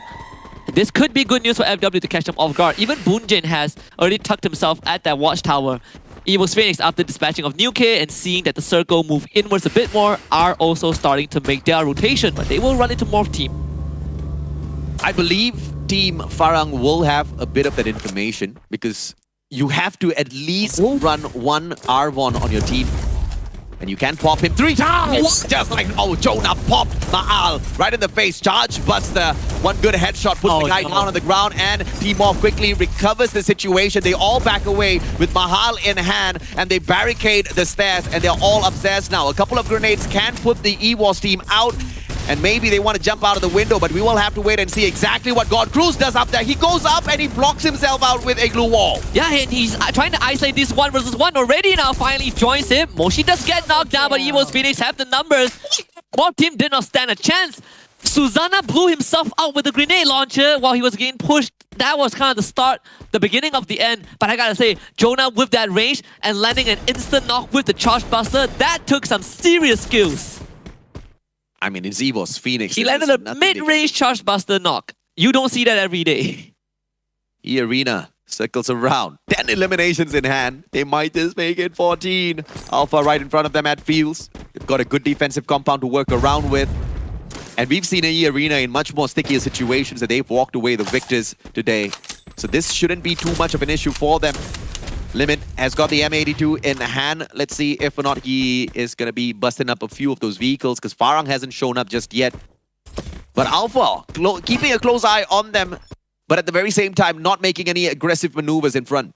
What was the record again? 32 points? Yeah. After a single round? Well, E-Arena might break it, and Don't Cry just got mowed down by God Cruz. PE Sports. Nero was trying to support his teammate. They do have one guy on the roof, but Moshi is going to keep Nero pinned down, and this bait and switch maneuver, Nuke not doing too well. He got revived and instantly got taken out by Bunjim again. FW Esports right in front of Evo's Phoenix. Whereas for Alpha, they will need to deal with E-Arena. This is crunch time. Team EVOS Phoenix is on overdrive with their utilities. Their backpacks are just absolutely stuffed with so many items. Rotate, good nade out. It's not going to connect. Glue wall melters will be dropped right in front. And Alpha! They lose 2 players back to back. E-Arena, finally, they start their onslaught. Jazaria once again, the final survivor. What can this girl do? Can she fight back against E-Arena? Answers no, as E-Arena continues to pick up slay after slay. 14 eliminations, and they ain't slowing down just yet. Yeah, first seed of Thailand, baby. Finally showing up big time on round number 2. Meanwhile, Vasto Mundo gotta take on Farang. They did get rid of Nunes, but Blazer 10 snipes Alif from afar. Farang running forward, going for the push. The glue off, they all fall. Jembao supporting with the RGS 50. Crushing does get knocked. And Jaspool swings the corner. Vasto Mundo getting dispatched very quickly by Farang. Farang finally making it towards the final circle, and it looks like they will be able to survive this time round. The plan is checking out. Nobody else within the vicinity. EVOS Phoenix between 2 teams. It's going to be FW as well as E-Arena sandwiching them in. That cluster is not going to connect just yet. Jonah turns around. He wants to handle E-Arena all on his own. Protete with the AC-80 from the right-hand side flank. Moshi backs away. And one more cluster comes on through, but it finds nobody. And meanwhile, Protete, he's also dealing with Farang at the same time. EVO's Phoenix, how are they going to get out of this? Already gets knocked by the nade. All the glue wall melters will destroy all the glue walls that EVO's Phoenix had put up. They're somehow holding on. Moshi and Jonah, they turn their attention over to E-Arena. They gotta at least get rid of one flank, but it's not gonna be easy. EVO's Phoenix just couldn't pull it off. 16 kills for E-Arena. And Farang, they look like a juicy +3. Let's see if or not they will be able to nail them down as well. Team Farang, earlier on they were blessed with no engagements whatsoever, but Alif just literally flew right into the hands of their opponents. And now Farang getting shot at left, right, center. Limit with that AWM is good. Sorry, M82 just penetrating all of those glue walls. That's exactly what you need this sniper for. And Pies gets down by Protete. Protete gets that elimination as well. Jumbo puts in the next bullet, and Protete is the one that claims the final elimination. But Jesbu, can he survive? Circle's gonna tag him out. Protete says hell to the no with that 6th elimination. 19 already in hand, and FW just the next one. 4 versus 4. Look at E-Arena. So aggressive. Shut up once more. He's at the front before his team is there. Protete coming in from the right for the flank. Gimei low looking for shut up. A 2-man collapse onto this absolute madman. Finally, Shut Up gets knocked down. Bunjim taking damage. Orgus can't help his teammate. Protete can still catch a big flank. Limit trying to help out his team, but the front line is collapsing really fast. Protete needs to go absolutely big as Limit is going to get pushed. Protete finds the knock onto Aloncorn, but FW, they're going straight for Limit. Then they come through, blocked by the glue wall. Protete gets down. FW looking for the booyah, and they have found it. A hard-fought win. But E-Arena, 20 kills, AJ. Almost broke the record. FW said hell to the no with their 2nd booyah of the group stages. Very well played. Earlier on, they could have engaged with Team Farang, but they decided to stay silent. They allowed Team E-Arena to get everything done, to pick up all of those stragglers, to get those shots, to get those eliminations as well. All in the meantime, just protecting themselves, staying out of trouble for this one opportune moment, and they cashed in well. And this is the team that is very adamant to take down EVO's Phoenix. They even said, EVO's Phoenix, if we meet you at Arsenal, we will beat you to a pulp. Well, they haven't gotten a chance yet, but they sure as heck put their name on that leaderboard. They started the day in what, 5th place? I think FW, they're gonna continue to soar up the standings. But I would say, as much as, you know, FW got the booyah, I think E-Arena stole a lot of their limelight with just how aggressive they were this round. Let's see if for not team First Raiders Eclipse will be able to bounce back.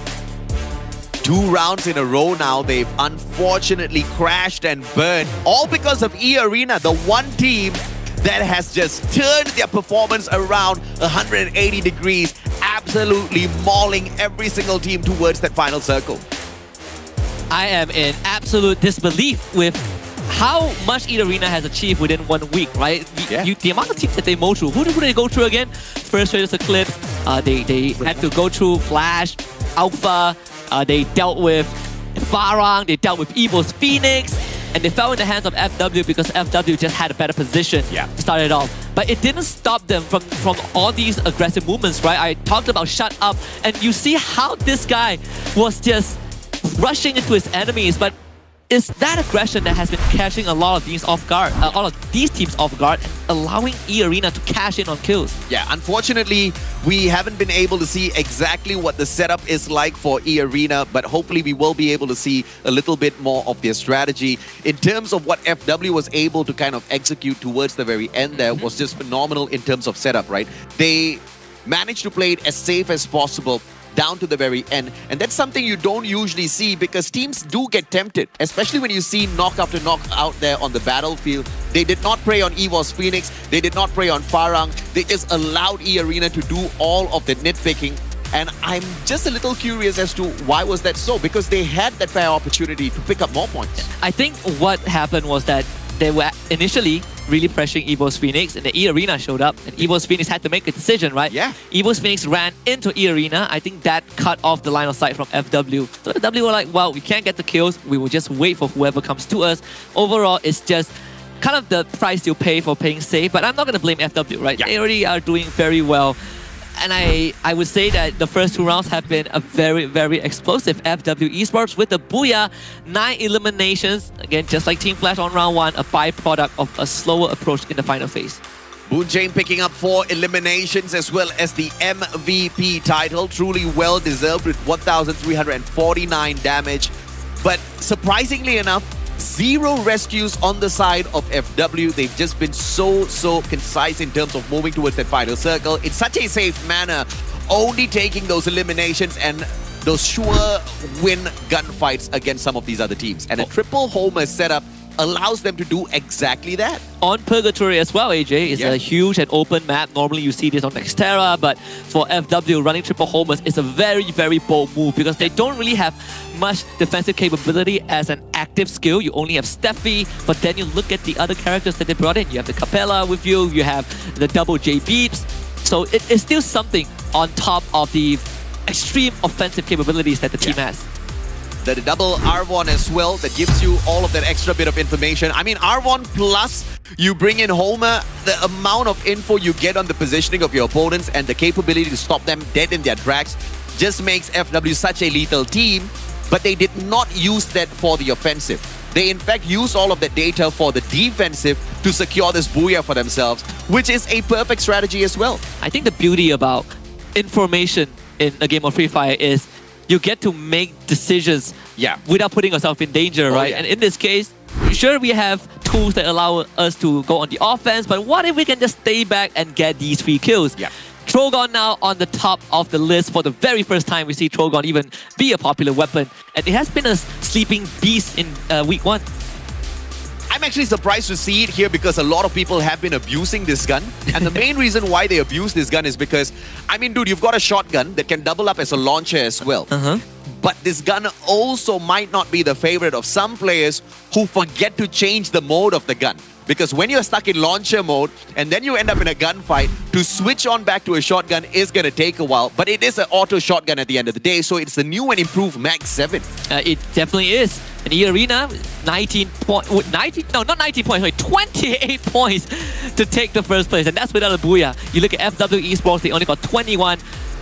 19 total eliminations. I think that speaks for itself. No one else comes even close. E-Arena got more eliminations than EVOS Phoenix picked up in a single round, with a combination of elimination as well as placement points. That is just a little ridiculous, looking at how E-Arena was like literally out of the competition when we started off week 1.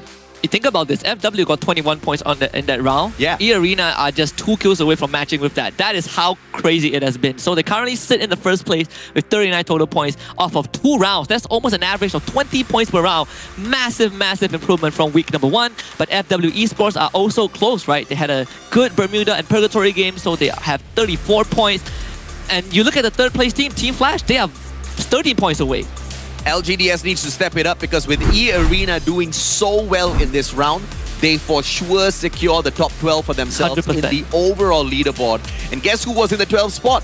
LGDS. Today hasn't been a great day so far. So if they needed a wake-up call, this is that wake-up call. Yeah, they definitely need to kind of formulate something, right? Because Yes. LGDS, they were doing very well. More than 100 points on the first week. 4 more rounds for LGDS to make a comeback. A lot of these teams have shown what they're capable of. We'll take a short break. We'll come back to Alpine for game number 3 of the group stage.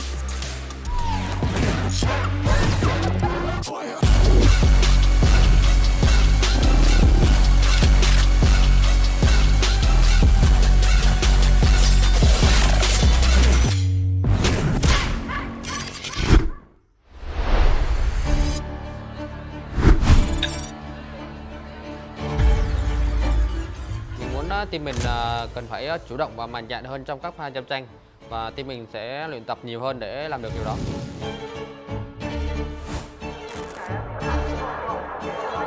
ฝากถึงทีมแฟดนะครับ เห็นวิกที่แล้วมั่นใจ ตอนนี้ยังมั่นใจอยู่หรือเปล่าครับ Mình nghĩ team mình cần cải thiện tâm lý tốt hơn để chuẩn bị cho tuần thi đấu tiếp theo. วีคที่ผ่านมาผมคิดว่าทีมผมทำได้ดีอยู่แล้วครับ แล้ววีคต่อไปผมมีแผนที่จะทำให้ดีกว่าเดิมครับ Một vài lời muốn gửi tới tuyển thủ Nốt là kỹ năng của bạn thật tuyệt, và hy vọng rằng chúng ta sẽ gặp nhau và đối đầu ở tuần tiếp theo. Checking it down a little bit because Team Flash are in danger. The Radiant World Champ is coming through. Yanbin is dropping low. Doesn't have much help left, and Team Flash are out. ทีมแฟด Why you so easy?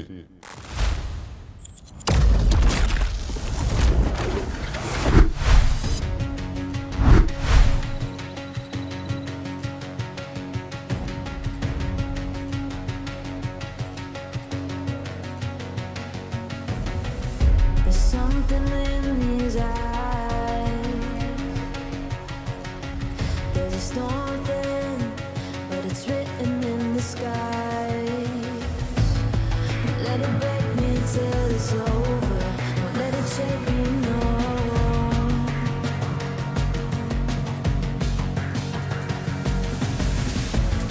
Won't let it make me go under. Won't let it make me go under. So now it's time to fly. Nothing's gonna stop me now. Nothing's gonna stop me now. Nothing's gonna stop me now.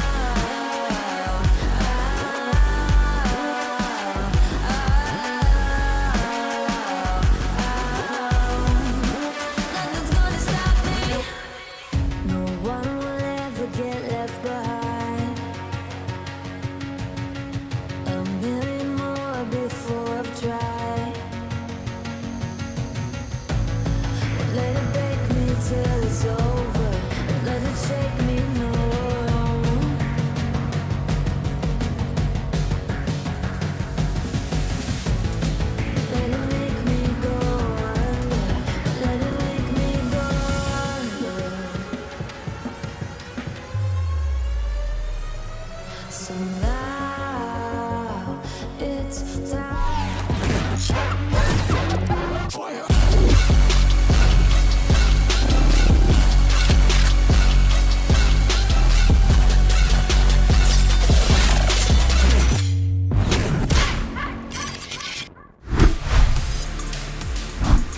Welcome back to the arena of Free Fire SEA Invitational 2023, week 2 of group stage. But this is not just any ordinary arena, it is E-Arena because the first 2 rounds have been explosive. My name is Sasuke and alongside me is the mustachio AJ, and we're witnessing our childhood fairy tale, the tortoise and the hare, but right now we are only looking at the hare. I don't know if or not this fairy tale is going to last for much longer because there are other teams who are vying for the top spot.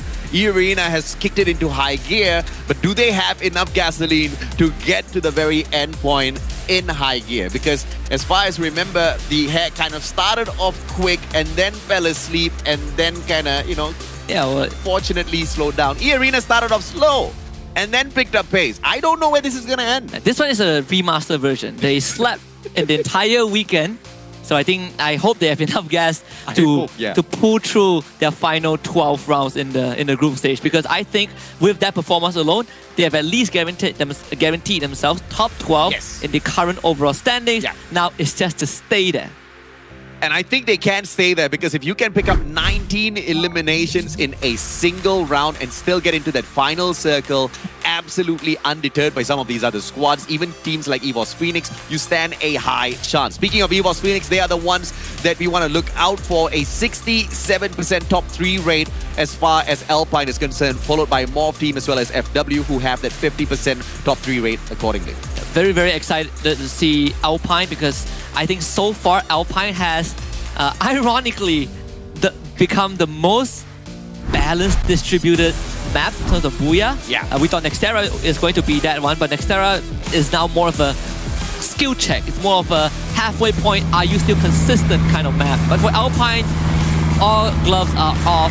EVOS Phoenix for the first 2 rounds not doing too well. Second round not the worst, but now let's see if they have finally woken up. This is the true litmus test as to how much E-Arena has improved from week 1 into week 2. Because the last time we saw them complete these runs on Alpine, they picked up a total of, drumroll please, 2 points last week. What? Yeah, 2 points. So they played Alpine twice and got 2 points? Yeah, 2 points. But that's why this is the litmus test, right? Because they absolutely bomb out on this map. But if they do rise up and end up in that final circle, we can tell E-Arena's not just ready to rock, that they are ready to roll. So if they get more than 2 kills this map, we're gonna celebrate, okay? No. I am. They need to keep up with the first 2 games. No, it's called progress. Baby steps. Nah, I mean, okay, if you want to put it that way, the first 2 games were not baby steps in comparison to week 1. So I want to see that kind of progress. 10 kills minimum. Yeah, they've gotten more than half a point. We'll keep that off for now because New K just found Gimelo. That's FW Esports losing initial member. New K getting a snipe. Actually, New K getting cleaved in half by the katana. Alongkon! Still pretty safe. I mean, Don't Cry trying to provide some help, but New K, he's stranded out in the open. So surprisingly, New K has not been taken out of the equation just yet, but as I say, Alongkon finishes him off. What a whip from the katana, and Alongkon now just spotting out Don't Cry, who is trying to tag him up, is very successful in doing so as well. But with the M1014 in hand, the boy can't do anything but run. I saw one of the members from E-Arena get taken out by First Raiders Eclipse. They are fighting again. If you're First Raiders Eclipse, you're not happy. 2 maps in a row, you get wiped out by the same team in the same manner. You gotta feel angry about that. Alpha, on the other hand, while receiving some fire from Farang, Rema is gonna be hiding behind that wall for now. But Alpha, they have a full team, and these 2 teams, they do have a revival point that they can contest. If you're Malaysian, you're definitely excited to see Farang finally wake up in the competition. What a beautiful time turner pulled up by Shutup.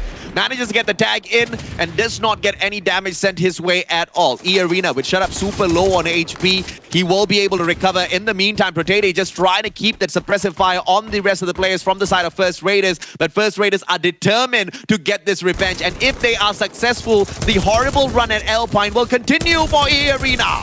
Yeah, good flank from Darko. They get rid of Potato, but they did lose Lozzy in the meantime. So this is still a very winnable fight for E-Arena. 2 versus 3. Shutup getting completely suppressed by Souza, but Limit is going to be there on the bridge as well. So if you are First Raiders Eclipse, if you can get rid of Limit, that would be great. Darko did buy Lozzy back. And Lozzy, he has plenty of time to drop down and provide backup. E-Arena doesn't have the same luxury.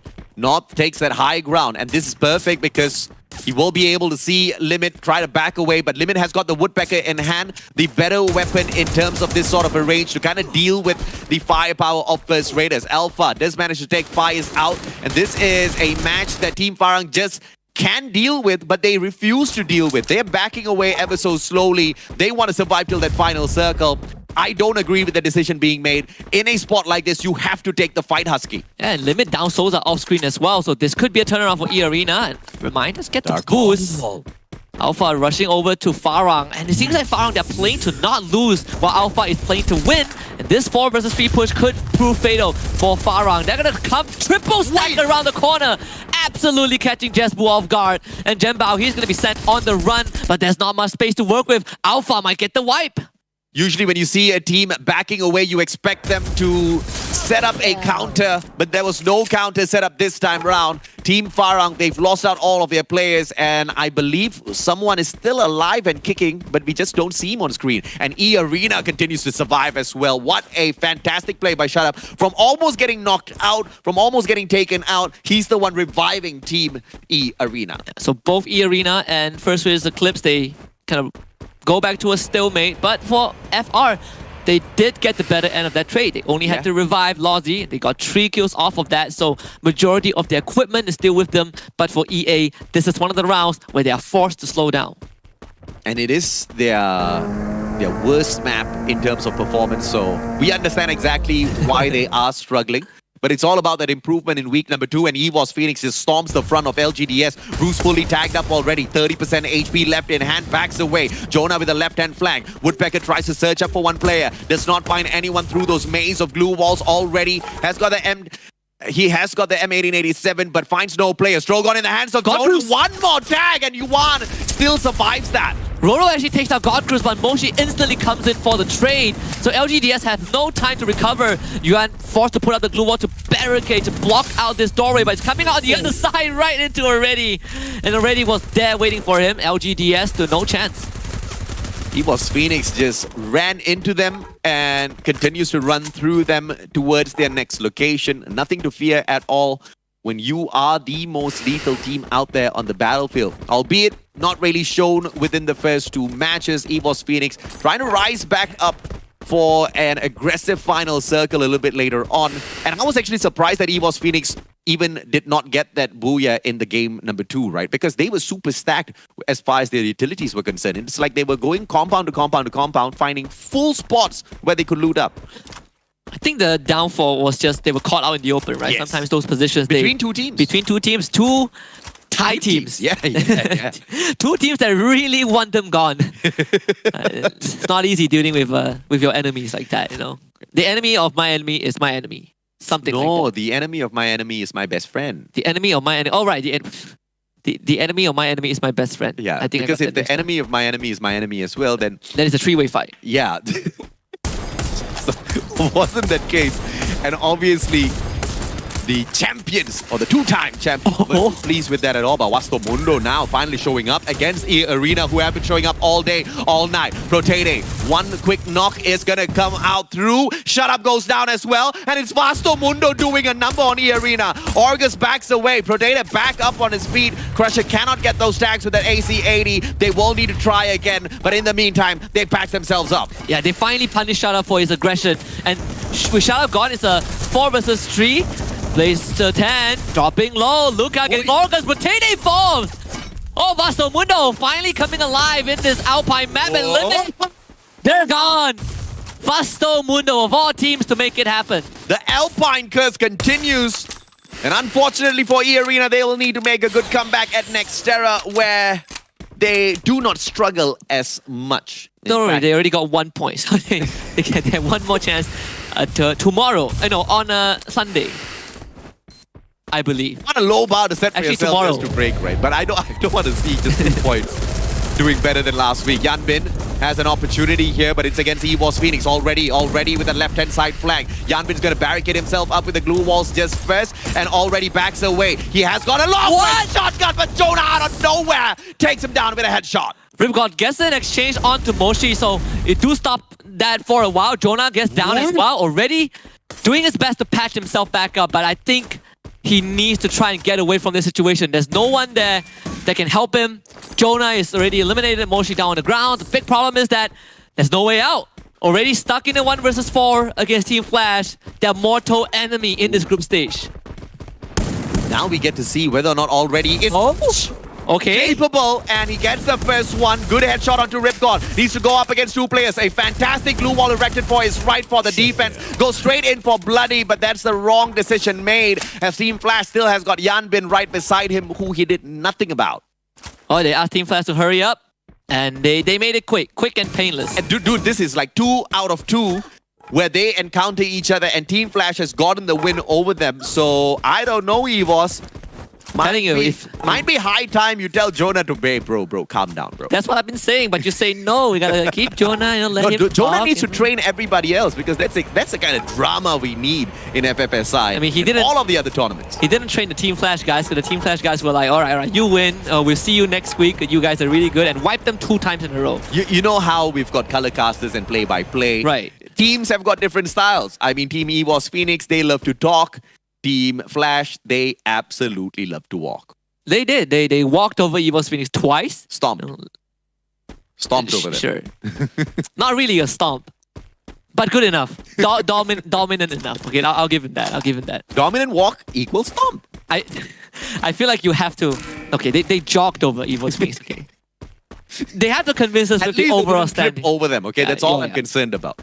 It does put them closer to EVOS Phoenix. I think that's the good thing. That's the good news for Team Flash, which, again, I had pretty high expectations coming into FFSI. I think that they are showing it just a bit more. First Raiders are so pleased that E-Arena is out of this round already, because now at least they have a chance to make it to that final circle. They finally get to play Free Fire. Yeah. I think the combined play time for both rounds is probably... less than 5.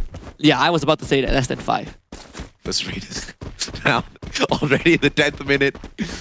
Jumping for joy. As long as E-Arena's not a part of this equation, they are going to be able to play longer games. But 35 more seconds for the circle to pressure everyone. And I really like the pace of movement from Team Flash.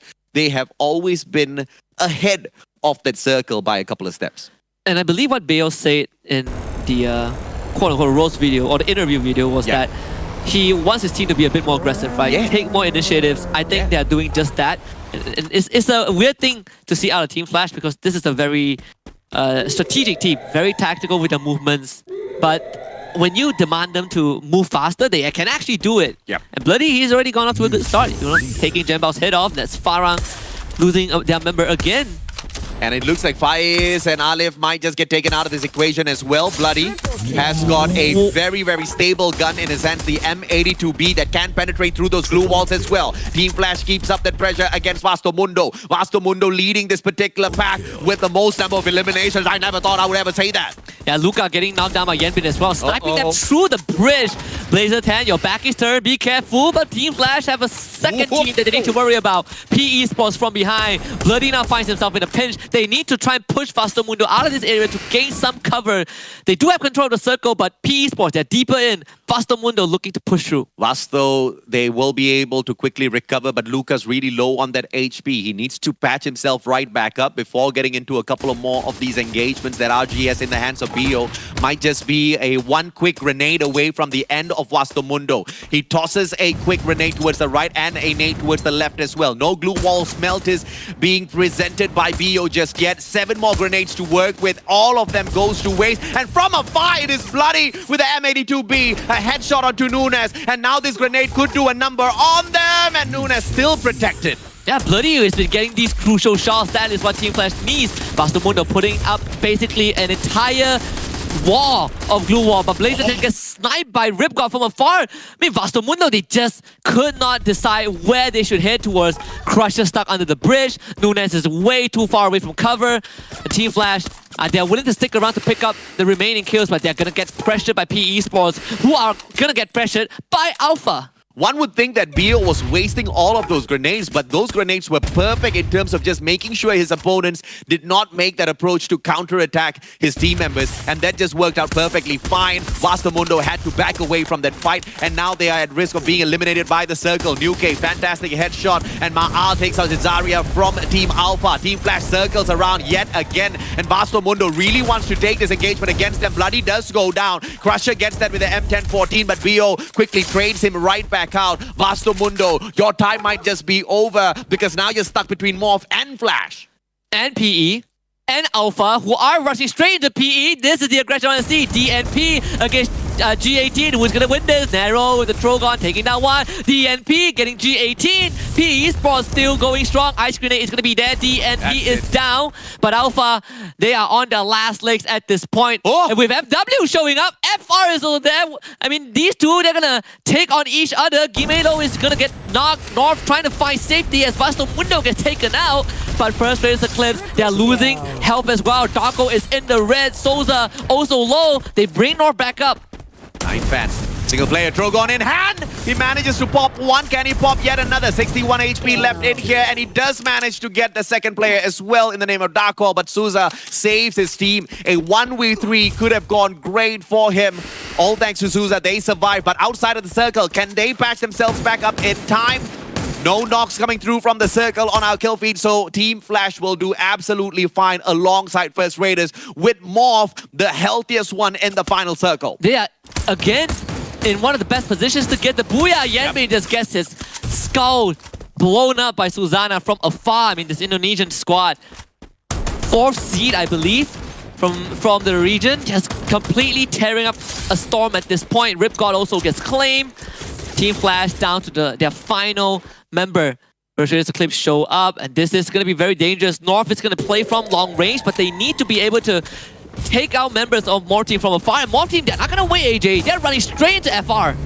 Will Morph be able to claim their third booyah kill? Fantastic Riptide rhythm! And Souza goes down. Nate sorts him out. Ma'al, what a fantastic attack with that car. And now, 2 more players on the side of First Raiders. Darko losing his HP outside of the circle, and looks like North is going to be the final player that they're all going to depend on. And the moment Darko tops his health right back up, he gets put down onto the ground. North outside of the circle, and this looks like it's all going to be over as Morph secures their third booyah of the group stage.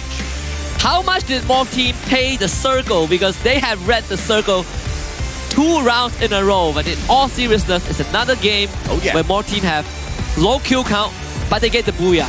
Kind of farming those 12 juicy points from the round win. At the end of the day, I think they are obviously very happy with the performance. I mean, we said, Indonesia is the second team closest to taking down the region of Thailand. We saw all these close videos, the rivalry. It seemed to set between Vietnam and Thailand, but let me introduce you a third character. It's Indonesia. 12 points in Bermuda, 6 points in Purgatory, and absolutely topping the charts here with the final game with Booyah in hand. Just the Booyah alone has been able to outperform the full round score within Bermuda. So I think Morph is going to be absolutely delighted with that. But things all started between FW as well as PE. And also E-Arena, we talked about how last week, over the course of 2 days of play, they only picked up 2 measly points from Alpine. And the curse of Alpine continues for E-Arena.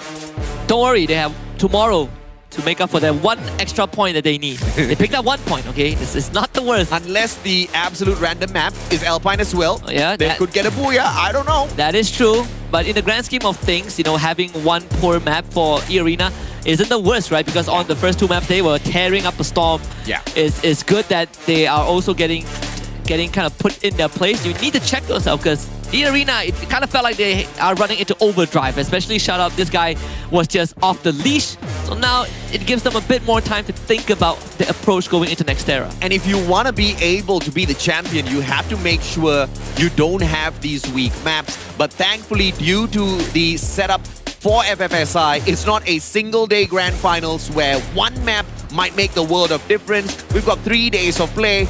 But you never know, man. We've got so many good teams. It could just come back down to that 1 game. And then we bring it into the randomizer. We head on into Alpine. And E-Arena sits down crying behind. I don't know. I don't want that to happen to them. I'm already happy that we have more days in group stage and finals. I think that itself is... Yes. Can you imagine if we are running with the old format? You know who would have won the whole thing? Tell me. Not EVOS Phoenix. First Raiders Eclipse would have won the whole thing. Absolutely right. And of course, if this was the play-ins, First Raiders would be in. And Grand Finals, I highly doubt EVOS Phoenix will not show up.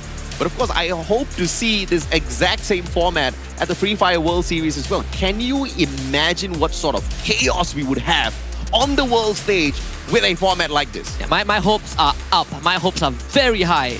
I would say if this Invitational is already running this format, there's a high chance we get the same format for the World Series. No? That will have to wait until the end of the year. I hope that happens. Yes. It would be a great birthday present for me. It would be. I mean, and if you do get there, it's 2 birthdays celebrated on the Free Fire World stage, right? That'll be quite fun, man. But of course, let's take a look at the Booyah team stats so that we can see exactly how these guys rose to the top. Dude, the most concise player in the whole of the competition thus far has to be Ambot. 185 damage, 2 eliminations to his name. Ma'al has 1,255 with 2 eliminations. He is just the better stealer. You know, he's stealing all these kills away from people. He's letting them do the dirty work. He knows how to work efficient. That's the kind of employee which I don't know if I want or I don't want, right? You do. I don't know. You get the job done with the same quality, with lesser effort and using lesser time. Let's look at the setup here. Skylar, A124, Steffi to protect them from all of those nades, which we know is popping off in the current season. But with the A124 being run, not many players prefer to run the A124 because of the range of efficacy that you can get out of this active skill. But Ambot is just a guy who does not care. And clearly it works for him. Yeah, and in that final engage where they were just running straight at FR, suddenly A124 becomes such a good character. With MVP, it is Ma'al himself. Once more, we see the car, 98. I mean, another time. This weapon is rising in popularity, coincidentally. And it is going to be the Awakened Moko as well as the Maro that is being run for him in terms of these passive skills, as well as the combination of Capella. That's a little bit surprising. So he is very aggressive out of there. And he's got that extra bit of beefing up from all of his healing as well, which actually makes Ma'al one of the better aggressive players out there. Because when you do patch yourself up and you've got Capella there, you've got the increased effects of healing by items by 20%. So that's super decent if you ask me. I'm happy to see the Trogon getting more recognition right now. Just the top one again, making it into the top 2 weapon. We also have the Woodpecker and the AC-80, the 2 Swiss Army knife on the list. Today there has been a lot of Trogon. There has been a lot of... I saw some mini Uzis. I saw some RGS-50. In fact, I'm not seeing as much sniper rifles today. What I love about the current meta is the fact that we are seeing so many different types of guns out there and not just a single category or a single weapon that is just playing mastery round after round, right? There used to be times where we used to see that one exact gun. But let's take a look at the performance of these teams as well. 12 eliminations and 8 placement points gives Team Flash 20. Even though they do not strike that Booyah, they do end up in that number 1 spot. 12 placement points for Morph Team alongside 6 eliminations only gives them 18. And First Raiders Eclipse keeping close behind them. But look at Vasto Mundo, bro. They have been slowly but surely rising up the leaderboard, and I have got great hopes for this team. It is definitely not done just yet for Vasto Mundo. In fact, you look at the 2 teams at the bottom, Vasto Mundo is 13 points ahead of LGDS. That is good small steps for this team. But FW Esports now currently in first place, 44 points. You have Team Flash tied with E-Arena, and that's because E-Arena got taken out by Vasto Mundo of all teams on Alpine. First Raiders on the 8th spot, but we understand why. 2 back-to-back rounds, E-Arena was alive and therefore they couldn't pick up points. 3rd round, where they finally did manage to pick up points, that was mainly because E-Arena just cannot play on Alpine. And when I say cannot play, I mean they really cannot exist on Alpine at all. They struggle on Alpine. They can't play Alpine. They struggle. They struggle very hard. Yeah, too hard. Too hard. So they need 1 more point to make up for the same even point that they got last week. Nextera is coming back up. We're gonna head to a short break. When we come back, it's all the way to Nextera for round number 4 and see what these teams have in store.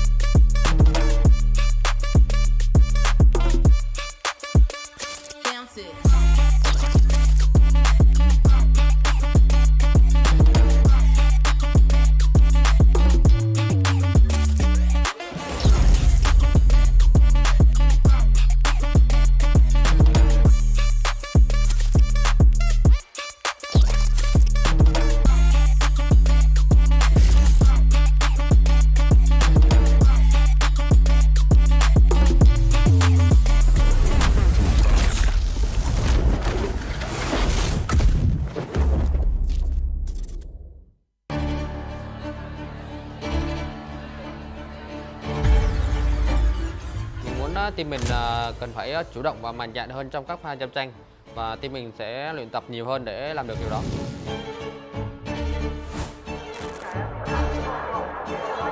ฝากถึงทีมแฟดนะครับเห็นวิกที่แล้วมั่นใจตอนนี้ยังมั่นใจอยู่หรือเปล่าครับ Mình nghĩ team mình cần cải thiện tâm lý tốt hơn để chuẩn bị cho tuần thi đấu tiếp theo. วีคที่ผ่านมาผมคิดว่าทีมผมทำได้ดีอยู่แล้วครับแล้ววีคต่อไปผมมีแผนที่จะทำให้ดีกว่าเดิมครับ Một vài lời muốn gửi tới tuyển thủ Nốt là kỹ năng của bạn thật tuyệt và hy vọng rằng chúng ta sẽ gặp nhau và đối đầu ở tuần tiếp theo. Taking it down a little bit because Team Flash are in danger. The Radiant World Champ is coming through. Yanbin is dropping low. Doesn't have much help left. And Team Flash are out. ทีมแฟด Why you so easy?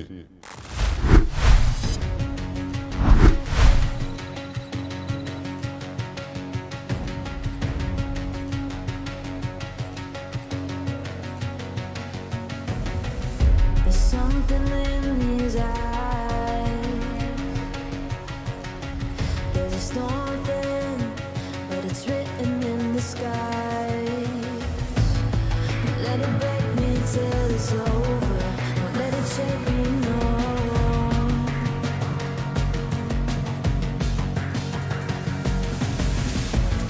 Won't let it make me go under. Won't let it make me go under. So now it's time to fly.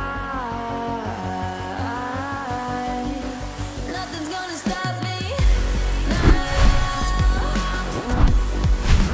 Nothing's gonna stop me now. Nothing's gonna stop me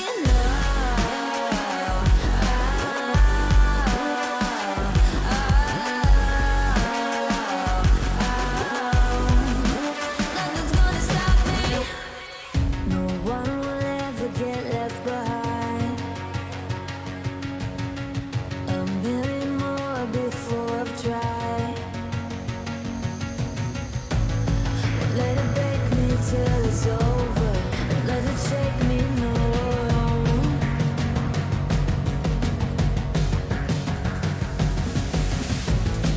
Let it make me go under.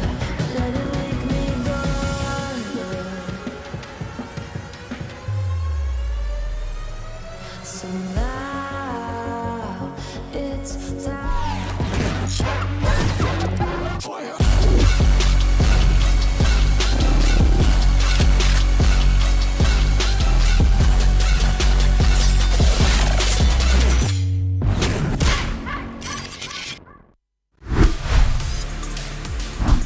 Light your fire up. That's exactly what some of the teams are doing there to make sure they do not get relegated by the end of the group stage at FFSI 2023. My name's AJ. I'm the Mustachio down here with Husky, your casters for the day.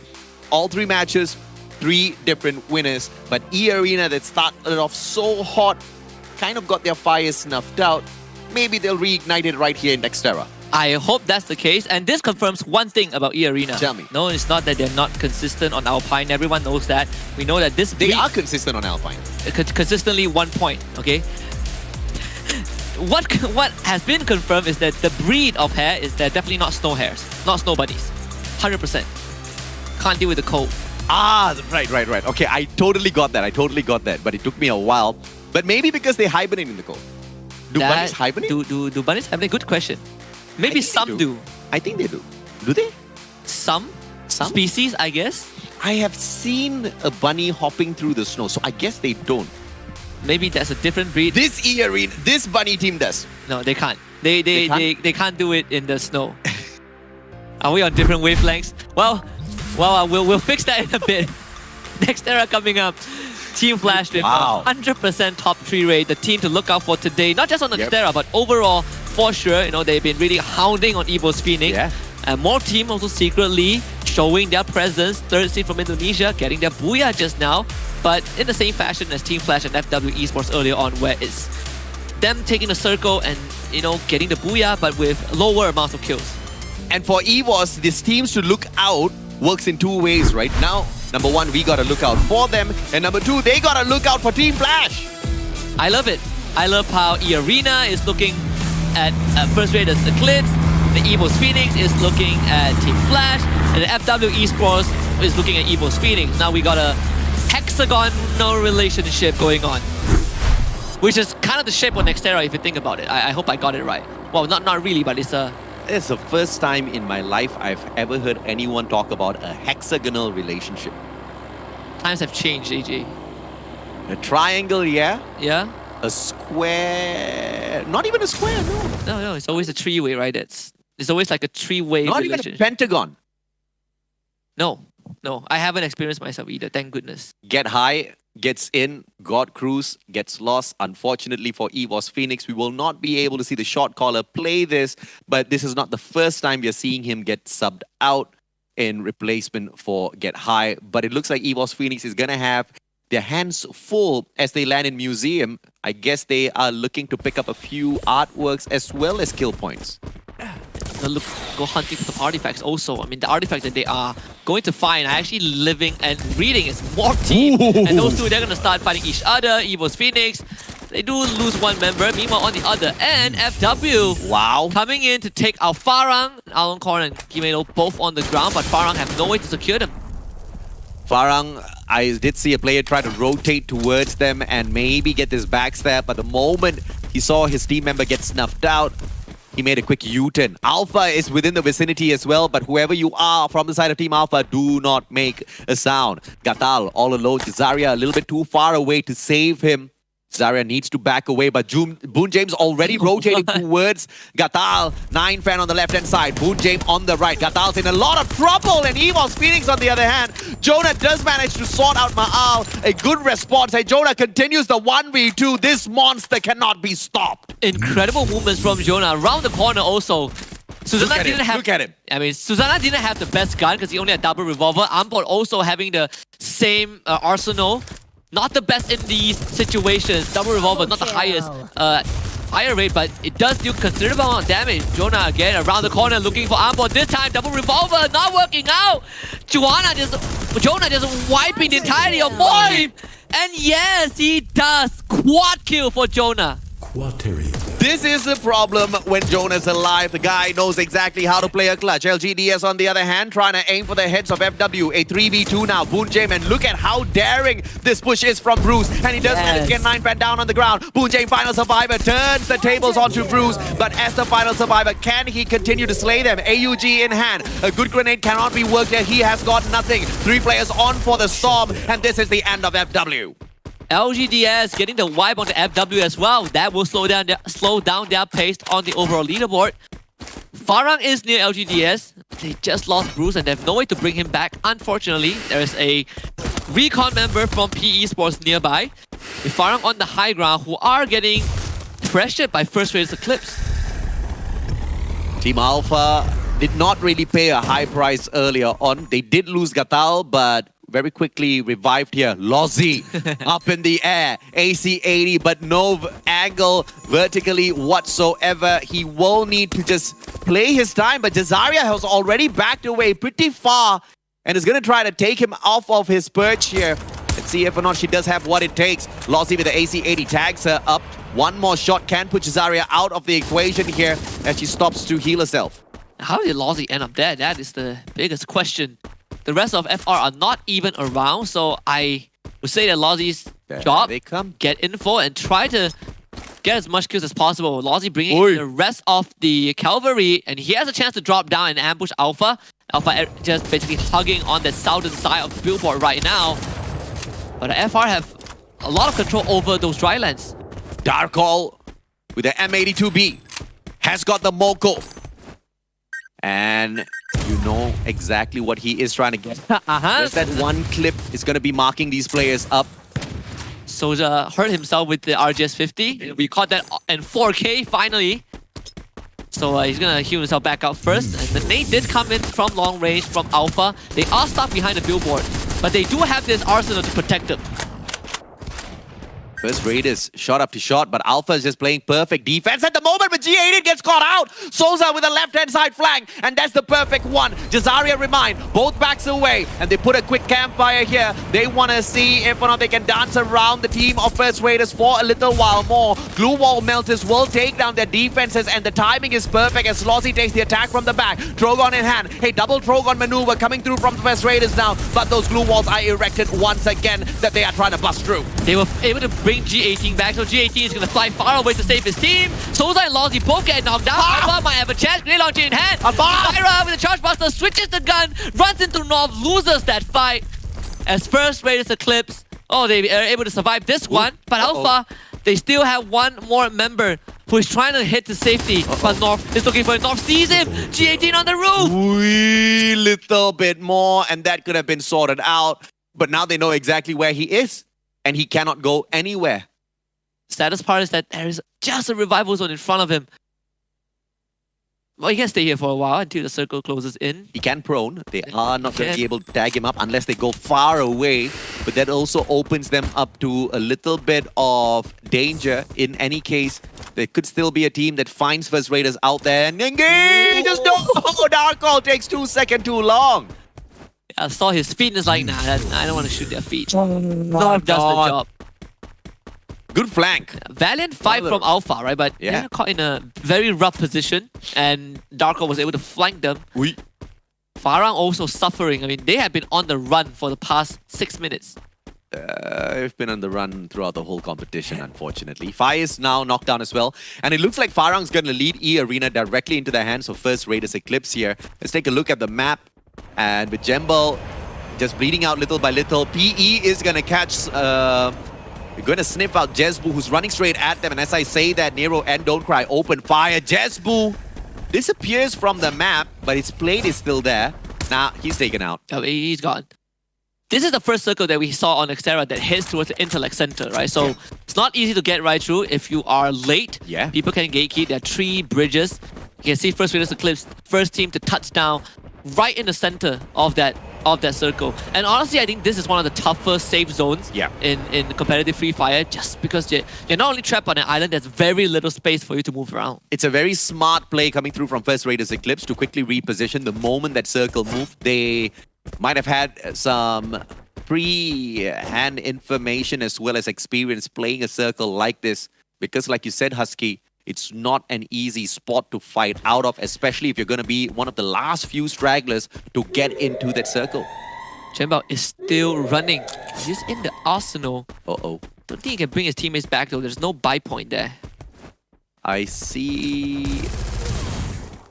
Okay, he's... Hi, Jembal. Goodbye. I think this is the end with the MAC-10 in hand. And DNP circles around. And Jembal's still alive. MAC-10 not doing anything whatsoever. Finally fires back, but Nero sorts him out. Farang out of the 8th spot. The rough run continues for Farang here. 1 mediocre round, and the rest was... nothing much can be said, honestly. Haven't woken up... The more you say, the more it hurts them, man. I think they've suffered enough. Yeah. E Arena now staring right across towards LGDS. Yeah. I believe, so the thing is, First Raiders Eclipse, they did suffer some punishments early on. They lost members to LGDS, they lost members to E Arena, but right now they are the first team to make it into the circle. You see the E Arena, they are very spread out just to cover as much ground as possible, because in the safe zone, there really isn't much space for you to confidently hold, and they're not even crossing the bridge just yet. I mean, this team is running a 4 sniper setup. They know for a fact that you need those long-range engagement capability. What is this? A double woodpecker, triple woodpecker alongside an AWM, if I'm not mistaken. Yes, it is. Or is that an M82B? Well, we will find out soon enough because they are going to be popping off in a little bit. Vasto Mundo, on the other hand, finds Team Flash. Bio getting tagged up. Nunes has got an opportunity with the power of but Luca down on the ground, and Ripgod takes Crusher out of the equation. Luca snuffed out. This is not going good for Vasto Mundo. Oh my goodness, first Raiders Eclipse, they actually decided to set up shop at the edge of Intellect Center. That's why they got these long-range pickoffs. Again, Luca was caught in such an unlucky position, but Team Flash will now push the rest of Vasto Mundo. Blazer 10 already down thanks to Bloody. Crusher has a cluster nade from the Alvaro, but barely scratches Ripgod. And Vasto Mundo are down to just 2 members. Both of them trapped on the attic. You have Bio just pelting them with those grenade launchers shots. Crusher is trying his best. Team Flash puts up the glue wall and the time turner. This is the final stand for Vasto Mundo, and with Ripgod and Yanbin slowly encroaching forward, Crusher gets knocked down, and Nunes doesn't have much left in the tank. Team Flash gets rid of Vasto Mundo. Good try by Team Vasto Mundo, but now E-Arena out in action. A fantastic headshot out of Shut Up as Bruce was hopping his way towards them, but you cannot bunny hop in front of the bunnies themselves. No, definitely not. And try to use the Master's tricks against them. It's a bit of a wishful thinking. LGDS, they still need to try and make it through E-Arena, which again, the sniper setup makes it incredibly hard. E-Arena, they backed out 3 of their members, but August, he's still in front. This could catch LGDS off guard. Throws out the Alvaro nade. Clusters are there. Roro brings back Bruce. E-Arena now retreating and trying to get over into that circle as Bruce actually flew in.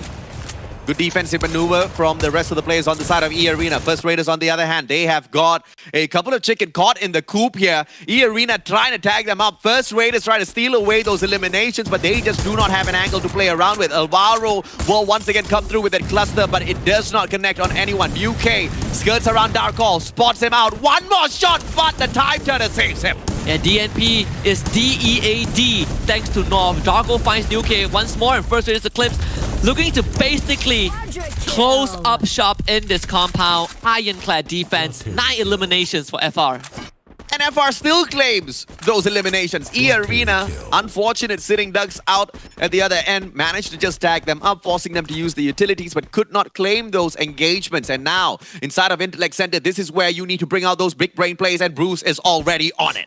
Yeah, he is dead center, well, not really dead center, but he's dead center of this building, which will close in just a bit longer. But Team Flash against Evo's Phoenix feels like the storyline for the day so far, as Evo's Phoenix continues to taunt Team Flash, but Team Flash of their engagement already has 80% of their health taken away. That nade! Oh, beautiful! What a Steffi block!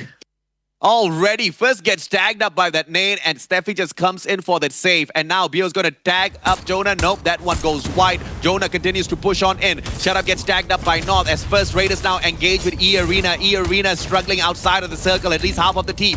Rotating, getting eaten up by the circle. Argus goes down by the circle, but Shut Up and Souza, they both get into an engagement. Souza goes down. Darkall, the final survivor here, trying to protect First Raiders, but the glue wall is gonna be barricading Shut Up just perfectly fine. Protete is gonna bleed out. Darkall goes out. Once again, E-Arena eats up First Raiders. The fact that they didn't get rid of Shut Up costed them this round, unfortunately. Meanwhile, Evo's Phoenix trying to pinch onto Yanbin. Look at Bio, he's trapped between those glue walls as well. Yanbin trying to play his own survival game. The campfire is gonna be there for Get High already, just trying to blast through this glue wall to get to the members of Team Flash. It's gonna be Yanbin again. Bayo finally walking forward, but just does not have the numbers to get rid of Evo's Phoenix. And finally, we see Evo's Phoenix having a firm grip of this round. LGDS only has Bruce left. He is just going to drop right down and give it away to Evo's Phoenix. Survives, gonna get the knock. Jonah is the one that goes up against him, and the answer is absolutely no. Drogon headshot. Jonah sorts him out. And now Evo's Phoenix, they are annoyed because that one quick grenade launcher attack on them did manage to take these 2 players down, but they're going up 4v1. If this is not an Evo's Phoenix booyah, I'll shave my mustache off. All right, Shut Up, do it. Do the 1v4 again. Nope. Not this time though, it's not gonna happen. Evo's Phoenix, 5th booyah of the group stage. Woo! It was not the greatest of rounds, but it was a fantastic round for the 2-time champions at the end. full squad, and the recovery from them has just been absolutely perfect. And who else the MVP but the one and only Jonah, the absolute obliterator of opponents. Yeah, I mean, we saw Shadam have his 1v4 moment. Jonah also got his 1v4 moment in this round. I mean, Evo's Phoenix, nothing much needs to be said. They have been phenomenal, and it's very hard to take that away from them. They are the only team that can have a slow round, and we will try to justify those slow rounds. They can have slow rounds after rounds after rounds and still be your two-time world champs. That is true. I can't argue against that until someone knocks them off that throne. I mean, it could just be E-Arena, man. I mean, it could be even Flash. I mean, they've teased enough teams, and now this is finally the time where teams are fighting back. And some of them are able to do it really, really well. It's just that consistency might not be their key aspect, but the capability of getting it done, they've proven it through the 4 matches today. Yeah, and to be very fair to the rest of the team, this is, again, a very, very harsh circle to play into, right? Especially if you're not the first few teams to make it in. Yeah. That is why Evo's Phoenix has such a good spot. E-Arena was able to outsmart First Raiders Eclipse again, but they took a lot of damage. 2 of their members got down by the blue zone because they were in this stand-up against FR. So Evo's Phoenix getting one of the easier booyahs. I mean, at the end of the day, they did manage to set that up pretty well. Yeah. And they were getting knocked down again and again and again. And this is exactly where the 4-man J-Beams, I believe, comes in super handy, right? You've got that extra bit of armor on you, and when your team members do take the damage, and you are running J-Beams, you get that EP that they lose, which is ridiculous because you get to top your EP right back up. You've got those healing capabilities, and you've now got extra bit of armor once again. So you are in constant ready mode for combat. Yeah, this is the only team that runs the 4 J-Beams, and you can really see it being applied when you get in these heated 4 versus 4, right? It almost felt like Evo's Phoenix have extra health to them. They do. They do. I mean, okay, extra armor. They've got extra bit of armor just to kind of negate a little bit of that damage. And the quick recovery, you really have to respect that, right? Because a lot of these teams, they take a little bit of time to get to their team members. It doesn't happen with Evo's Phoenix, mainly because of the composition as well. Having J-Beeps, you cannot be more than, I believe, 15 meters away from your team member. So that forces them to keep such a tight grouping no matter where they go. And it always plays out so well. They say the more the merrier, right? So that's why I think this 2-2 split for Evo's Phoenix is kind of the blueprint of how they play Free Fire overall. 10 eliminations and a booyah, 22 massive points for Evo's Phoenix, and Jonah being the MVP, not surprised at all. He pulled off an incredible stunt in this round. And I just want us to pay attention to this because I absolutely love this animation when they pull off the curtains and reveal the lineup. Oh, this is just fantastic, man. J-Beeps, yeah. The 4-man J-Beeps meta still continues for Evo's Phoenix, and we have not seen a single team out there apply this meta for themselves. But of course, you will have to be a team that sticks together just like Evo's Phoenix in order to really execute those plays. Yeah, and you also have to be a team that really coordinates very well, right? Because when you're sticking together, sometimes you put yourselves in positions where you need to hold an area, you need to anchor down on an area, and you're getting pelted with utilities. How do you manage these situations? Evo's Phoenix show us that survival instinct is very strong. Even if they lose, it takes a lot to wipe them out. Awakened Hayato there. You've also got the Awakened Kelly. And soon, bro, I'm pretty sure, Husky, we are going to see the Awakened Alok running around on the battlefield as well. I'm foreseeing that to be one of the meta characters when it is introduced soon. I'm looking forward to that, honestly. Absolutely. I mean, dude, when Alok was first introduced, it was mad. He was being abused to no end. It was no fun. I say no fun in a very loose manner, right? Because everyone was running Alok. Everyone was just... I mean, can you imagine Alok and Kelly? That was a nightmare. Yeah, it was, right? But of course, the popular weapons for round number 4, the Trogon as well as AC-80, they're pretty familiar to everyone by now in terms of the popular weapons used in FFSI. Parafal finally makes its way in here as well. A very decent mid to long range engagement weapon, which is pretty accurate, and the rate of fire is very decent when you compare it with the damage output. Yeah, and overall, you know, for Evo's Phoenix, if they've woken up, then good for them. I mean, they're still going to be at the top anyways. The match standings for match number 4 next era is Evo's Phoenix with 22 points. E-Arena getting 20. So great recovery for this team that had to fight tooth and nail against First Raiders Eclipse, who just would not let them pass. but shut up towards the very end. Once more clutch for the team. We had game 4, but I want to talk about game 6. I know I predicted a Bermuda, but at this point, I want an Alpine because I want to see E-Arena improve and fix that Alpine gameplay today in itself. But let's take a look at the standings, the complete standings between these two teams and see exactly how they fared. E-Arena still dominates at number 1 spot with 61 points, and Team Flash is just 9 behind them with a total of 52. FW Esports with a 50 in the 3rd spot, and EVOS Phoenix very quickly catching up in their 4th spot this time around with 46 to the name. This is how you know that a team has been doing incredibly well when they only really played 3 rounds instead of 4, and they're still in the lead, right? An average of 20 points out of those 3 rounds. And look at their kill count.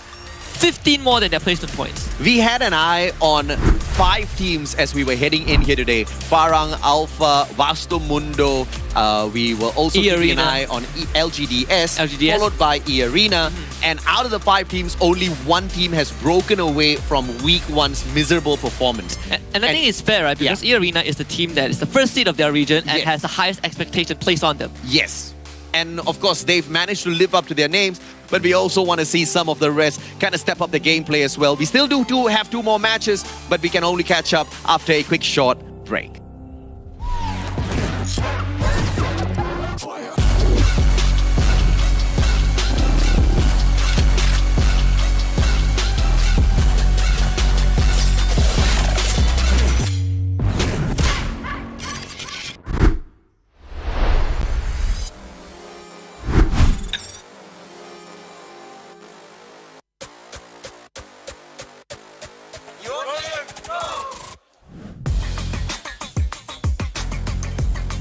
วีคที่ผ่านมาผมคิดว่าทีมผมทำได้ดีอยู่แล้วครับแล้ววีคต่อไปผมมีแผนที่จะทำให้ดีกว่าเดิมครับฝากถึงทีมยูโวนะครับระวังจะโดนปล้นที่ 1 มานะฝากหน่อยนะครับเจอกันที่ตู้คลังแสงรอบหน้าเดี๋ยวผมหวนให้ยับเลย ก็ฝากถึงทีมที่คิดว่าพวกผมอยู่ท้ายตารางนะครับก็ตอนนี้พวกผมรออยู่ทางโค้งแล้วครับ Não nos saímos bem nesta semana, mas estamos a trabalhar nisso e não nos subestimem. รีบตามมานะพี่ผมรออยู่ครับ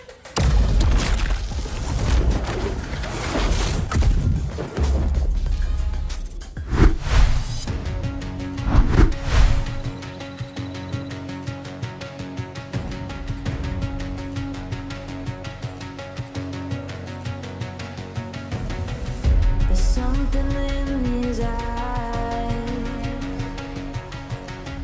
There's a storm within, but it's written in the sky. Let it break me till it's over. Won't let it shake me, no.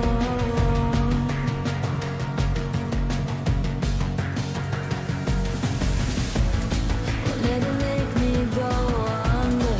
Won't let it make me go under. So now it's time to fly. Nothing's gonna stop me now. Nothing's gonna stop me now.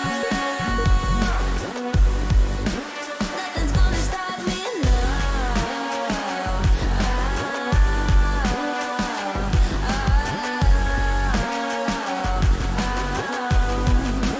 Nothing's gonna stop me. No one will ever get left behind. A million more before I've tried. Won't let it break me till it's over. Won't let it shake me, no.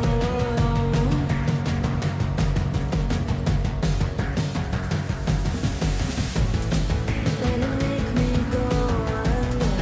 Let it make me go under. So now it's time.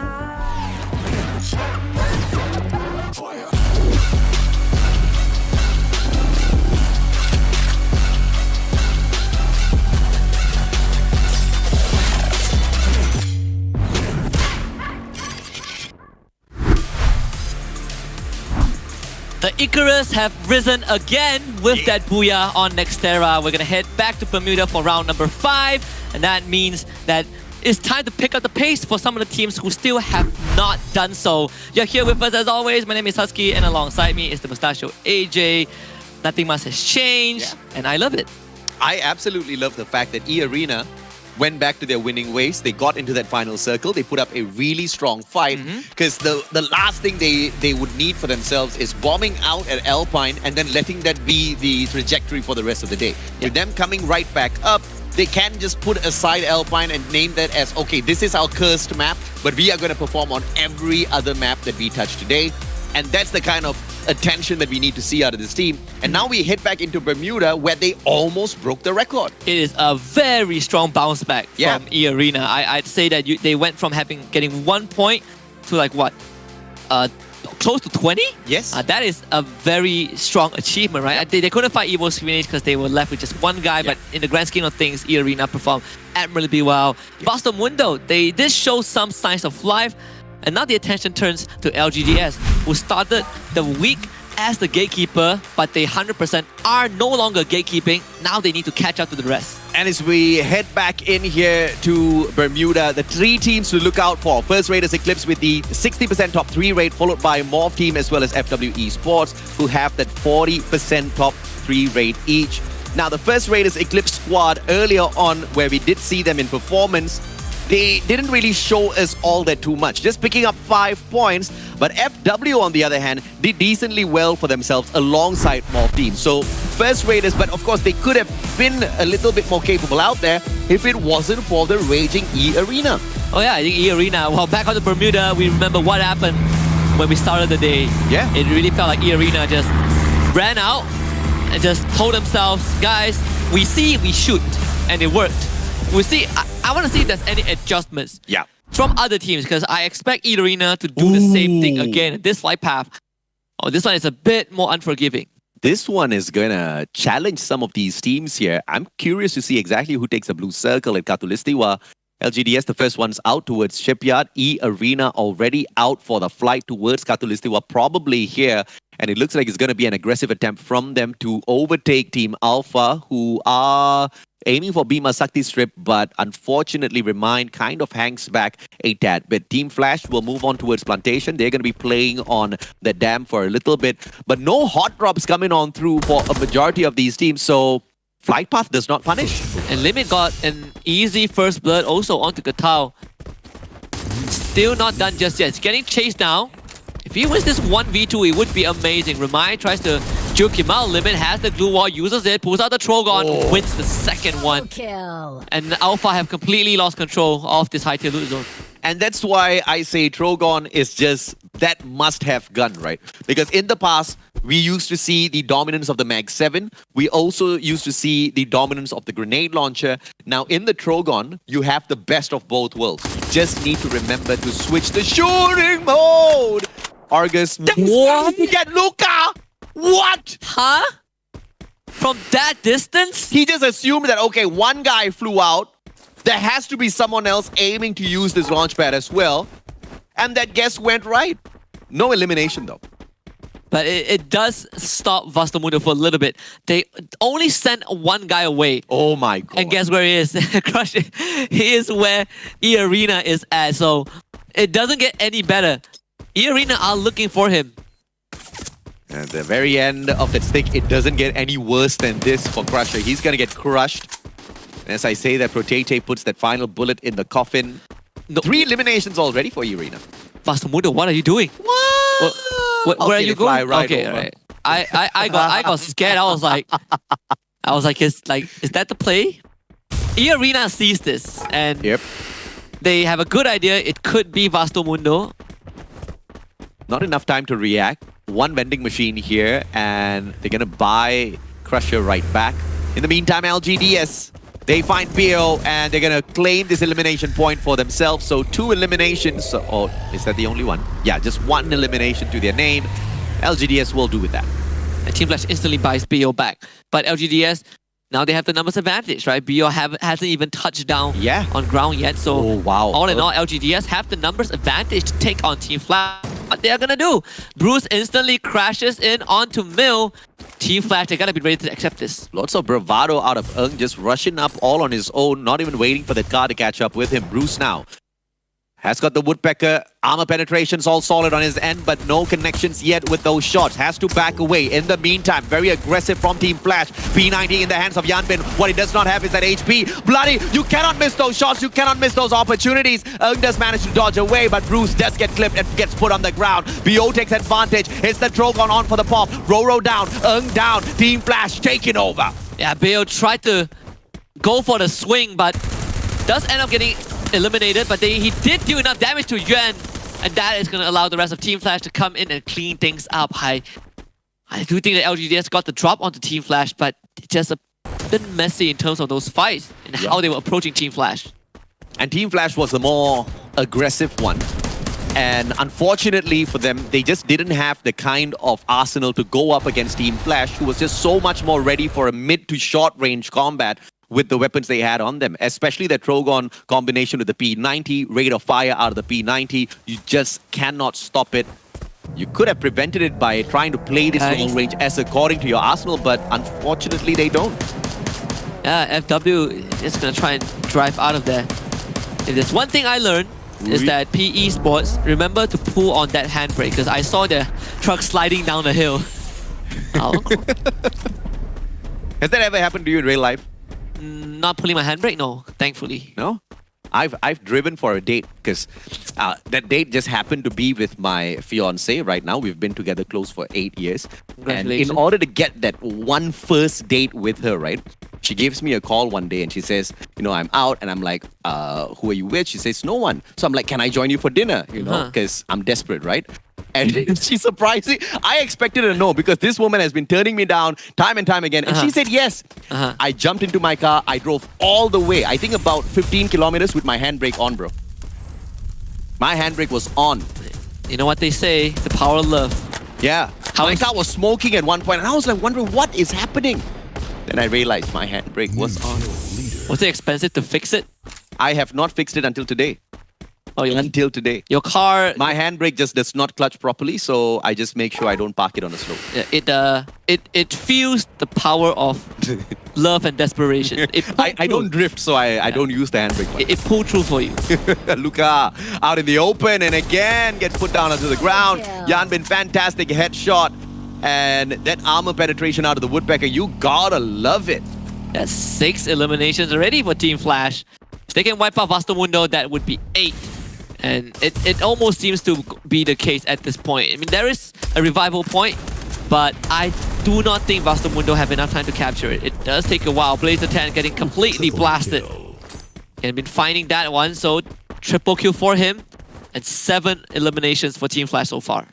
Flash is on fire and Crusher just has got no opportunity, so he decides to go for a swim. He appreciates the effort of Nunes Blazer 10 to bring him right back into the mix, but all he can do now is just enjoy the cold water at Riverside as Team Flash buggers off.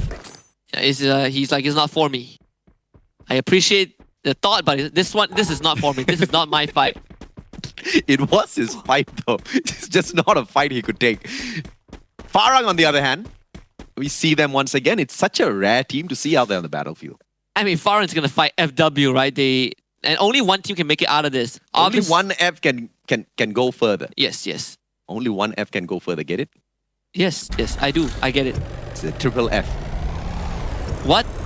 F. One F goes further. Farang, FW further. It's okay. Not all jokes hit the same.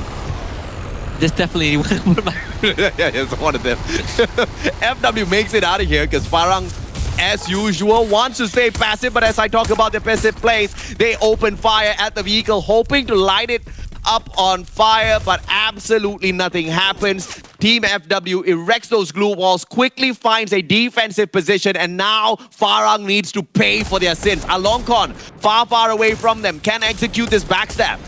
I wonder what is Alongkon's plan, right? You also have one Farang member who is playing inside that factory compound also. So both teams kind of have the same idea, but for Farang, they definitely are a bit more desperate because they need to somehow get into the circle. And look at this double back from FW. they might be looking to wrap around Farang. And Farang, there is one player wrapping around them as well. Faiz gets taken down. Jembal, opportunity. Parafal in hand. Knocks up the one and only Jimelo, but does not put him down onto the ground just yet. But that was an absolute fail in terms of a backstab, because all he does is just drag that attention to him. But that gives, of course, the rest of Team Farang the opportunity to crawl away. It is a huge price to pay, though, for Farang. Bye, Jembal. I wonder how... Buying the two fallen teammates back is one thing, but having enough time to suit up is another. Whoa, E-Arena against FL Team Flash. They do have a grenade launcher in their hand on the side of Flash. And E-Arena has to deal with the low ground also. Terrain not favoring them. You can see that August gets tagged by the nade. FL, they are going to instantly back off to their compound. They don't need to rush this. Ice grenades back and forth. Team Flash with a better idea here. Instead of taking that open ground battle, they take a defensive compound and they secure it. But the drone is going to try to fish them out as best as possible. E-Arena trying to play this with the game of information. Not popping that Avron out just yet. E-Arena on for the slow approach. A124 on that refresh. By the time they do re-engage, you can expect Rotated to just rush straight into the compound of Team Flash, pop that A124, and that's just going to disable all of their skills. But that nade tags up Argus, and it forces him to slow down. Yet another nade sent on through, but the glue wall helps him out. Shut up with the flank from the right-hand side. Protete, this has to be the point where he pops that A124 active skill. I mean, Argus was so lucky. 199. He had 200 HP, literally surviving on the edge. Protete hit by the Homer drone. He pops it. Tagged by that grenade launcher also. He's dropping low. Nissan to queue up in the glue wall. Argus trying to support, but yeah, Shut Up on the side again. The aggressive maneuver from Shut Up getting quickly stopped by the members of Team Flash, but it allows Protete to recover and rush right in from the flank, catching Bloody off guard. As Team Flash now are out in the open, Argus supporting with that grenade launcher. Bayo with the nade from afar as E-Arena somehow are able to really push Team Flash away. Bayo also completely abandoned by the rest of his team as E-Arena chases him down for the final kill. Team Flash, this could be the end. This is the end. Bio's not going to be able to make it out of here. The 30-second timer is not out just yet. And by the time it reaches the end, Team Flash is all evicted. You got to respect the play out of Protete. Now you understand, ladies and gentlemen, boys and girls, as to why this guy is always rushing towards his opponents. It is to pop that A124. 30 seconds disabling your opponent's active and passive skills is just absolutely ridiculous in the current meta. Absolutely deadly. Get high, tagged by the Homer drone. They are running for Darko though. You can see the ideation from the side of Evo's Phoenix. They have Moshi. Jonah. If Moshi goes down, FR will have a good chance. E-Arena behind though. They see this happening. Jonah coming around the corner. Get high with him. Darko putting up the glue wall to try and rejoin the rest of his team. And maybe E-Arena could be a game changer in this scenario. But Darko is tagged down low. Again, glue wall. Very well put. North is there. Sozang with it. Coming through onto Lozzy. Not doing too much. E-Arena shooting them from on top of the hill. And E-Arena, they're going to get the last laugh. They are most definitely laughing already now. They don't even need the last laugh. They are cracking up. North, Lozzy backs away. Get high tagged up at the very same time as well. He cannot defend himself from up top, and those ice grenades are going to eat away at him. But Get High as well as already, they back each other up. North goes down, and this is going to be a win for EVOS Phoenix. But the question is, can they revive Moshi as they do dispatch of Team First Raiders? E-Arena has already gotten the maximum of all of those engagements, and now they want to flank around from that left-hand side, and they tag up already. Already's going to get taken out of the equation. Get High goes down as well. Final survivor, Captain Jonah. And he's going to run straight into Morph Team. Jonah has no idea. He's even going to get tagged out very early on. EVOS Phoenix meets their maker, and the flame fizzles out this round. Thanks to E-Arena, again is taking advantage of that. Ma'au catches Jezbu going on the run.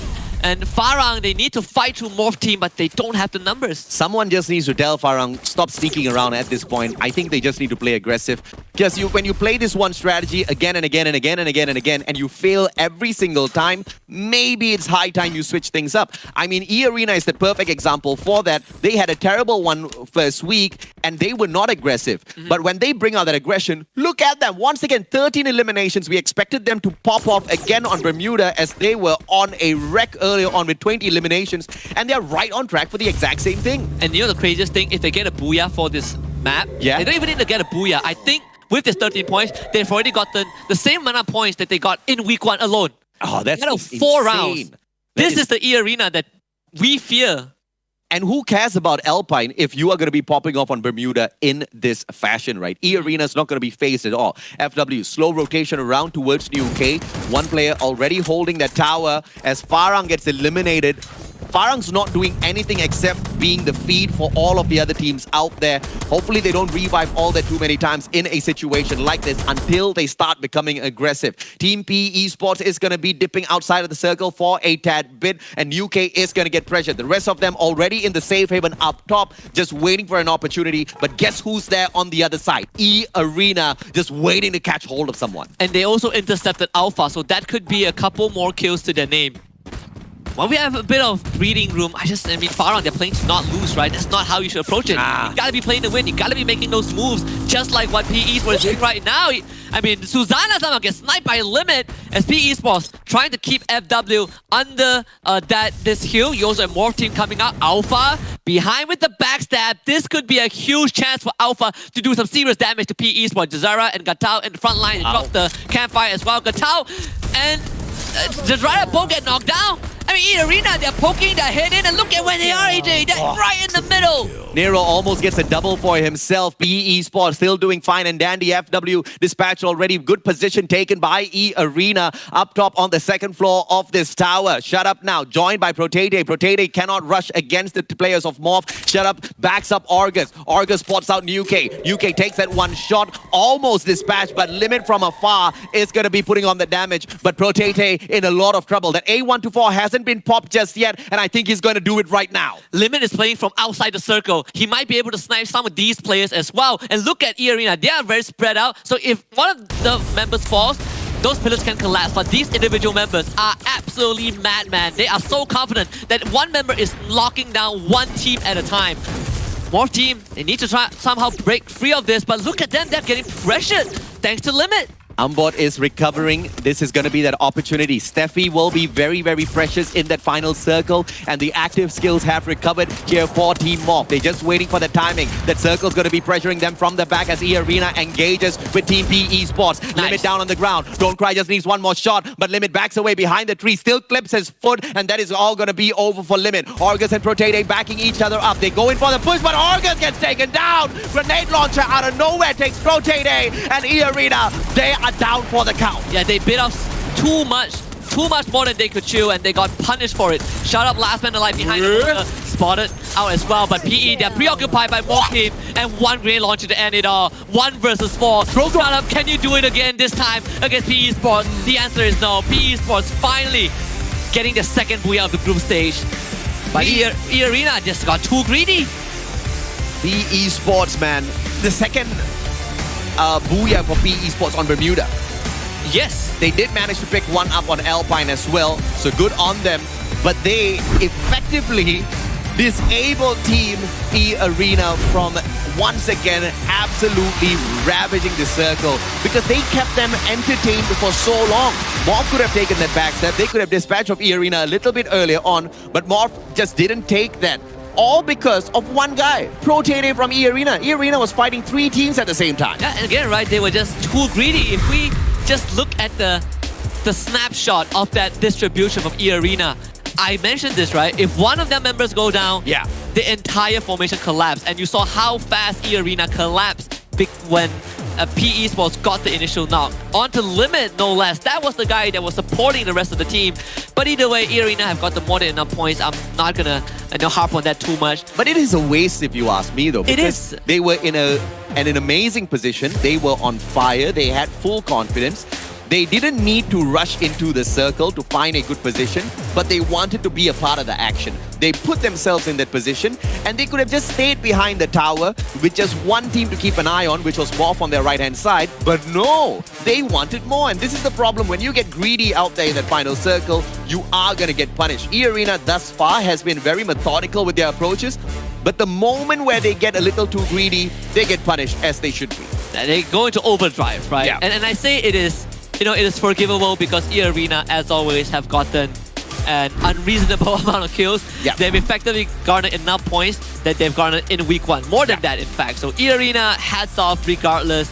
PE Esports able to get that booyah means that you have that big injection of points, which you look at PE Sports as a team, they disappear so fast after day one. Now it's good to see them on the board again. And E Arena has effectively cleared far away from that bottom 5. They're surely in the top 12, but we will be able to see exactly how much their efforts fare tomorrow as we see Group C in that battle as well. But of course, we're going to see a little bit more from Group B. So the potential of seeing E Arena not make too much of a difference on the overall leaderboard is still going to be there. But I believe just this one day of solid plays out of E Arena has put them in the grand finals. And it's just such a poetic way to see E Arena perform, because we started the day, listening to Potato say they're just waiting for the winds to change. And whether it's through effort, whether it's through feng shui, well, it definitely changed for way better. And his peace sign is going to be remembered for a long time. We're going to take a look at the Booyah team feature. PE Sports with a massive one this time, bagging 11 eliminations, and you have Nero as the MVP. 4 eliminations in the hands of Nero himself, and one of those rescues. You know he's doing out there a lot of damage, and at the very same time backing the rest of his team members up. DNP Don't Cry, UK chipping in their own accord, but UK just struggling a tad bit with a number of times he just got punished. But let's look at the team comp here, and it looks like UK was playing more of a defensive setup, and also the scout for the team to find out exactly where the rest of the players out with that Avron and that Steffi to, give them that extra bit of defense against all of these throwables. But the more aggressive setup for sure out of Nero. Yeah, and you can see it's just a setup that allows you to really anchor down in your spot, right? And in this instance, Homer can be used to just slow down your enemies, to make them feel unsafe about rushing you. And you have that J beats on 2 of their members that could keep them alive if they're holding down a big area. And then you have Nero with that grenade launcher, which did massive work this game. The M79 is just such a rare weapon to find in the current meta. You don't really see it popping off a lot, but when you do see it in action, it is such a lethal grenade launcher out there on the battlefield. The Trogon is the best of both worlds between a shotgun and a launcher, but it has got nothing in comparison to what the M79 can do. It's a grenade launcher that can one-shot you, right? I mean, that speaks for itself. Yeah.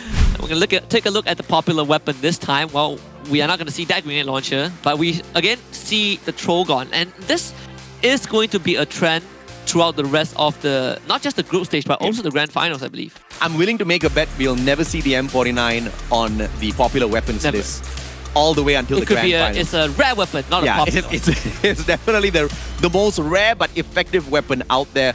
But I would love to see more of the M82B. And the one combination that I just haven't seen players run enough is the combination of that Iris as well as the M82B, which is such a hack out there on the battlefield. But it's also with the capability of sniping. But we've got a lot of these snipers, so I'm just a little curious as to why nobody has run it confidently just yet. Could be because of the unfortunate, timing as to how long that Iris is effective for in the active skill. But still, we have seen it at least once. But E Arena once again steps it up even without a booyah. 25 points. PE Sports got 23 again, right? You look at the amount of eliminations that E Arena has. It basically places them in second place if you don't look at the placement points. 86 total points out for 4 rounds, right? I'm going to exclude Alpine because they only got 1, but 85 points out of 4 rounds. That is insane for E Arena. And the fact that Flash is doing better than EVOS, E Arena is doing better than EVOS, Jonah might be thinking to himself, did I just motivate them a little too much with my words? I mean, they asked Team Flash to hurry up. Well, Team Flash, they definitely picked up the pace. LGDS recovered a little bit, but they still face the same problem at Vastamundo and Farah, right? Down. The 4 teams that haven't been showing up, well, they're still at the bottom. Now, Bermuda. we look at the randomizer. Bermuda. Yes! Yeah! So we all know exactly who's going to be rising up to the top. E Arena has been crushing in our Bermuda for the time being. And with a triple Bermuda setup, I do not expect them to bomb out. They are going to exceed the 100-point mark right here today. I 100% believe that. I'm on that E Arena train. Well, guess the wind is blowing in their favor. Absolutely. There's a typhoon blowing in their favor, and it's just tanking all of the rest of the teams. they've just got a solid house to find a little bit of solace in. But they are taking shots from that house as well. Oh, they are massive. In every single round that they played, aside from Alpine, they have gotten more than 10 eliminations. Don't talk about Alpine. Every single round that they perform well, more than 10 eliminations. Yes. It is such a consistent performance. Well, we're gonna go to Bermuda next. So E-Arena have a good chance to show up massive once more. We'll let them do the talking as we go to a break.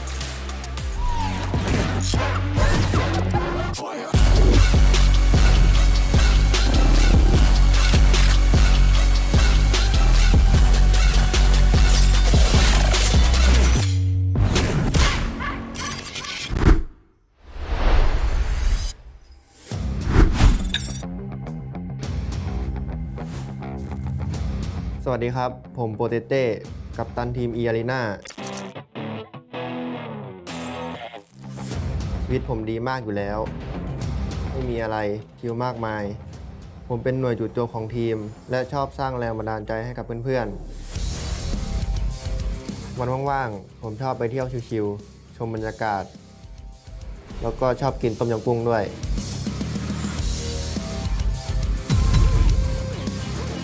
ส่วนนี้สมาชิกทีมของผม นี่คือ EA ออกัสตัวเต็งตำแหน่ง Attacker ของทีม มันชอบโม้ว่ามีสาวมาติดเยอะ ทั้งที่จริงๆมาเล่นเกมกับผมทั้งวัน พวกเราเรียกเขาว่าอ้วนซ่าบ้าพลัง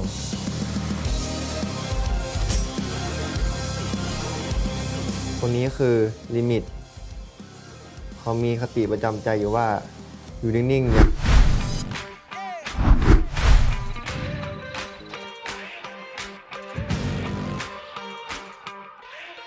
Time to level up and pay attention. Only the best can win, and I got a vision. I'm gonna be everything you said I couldn't be.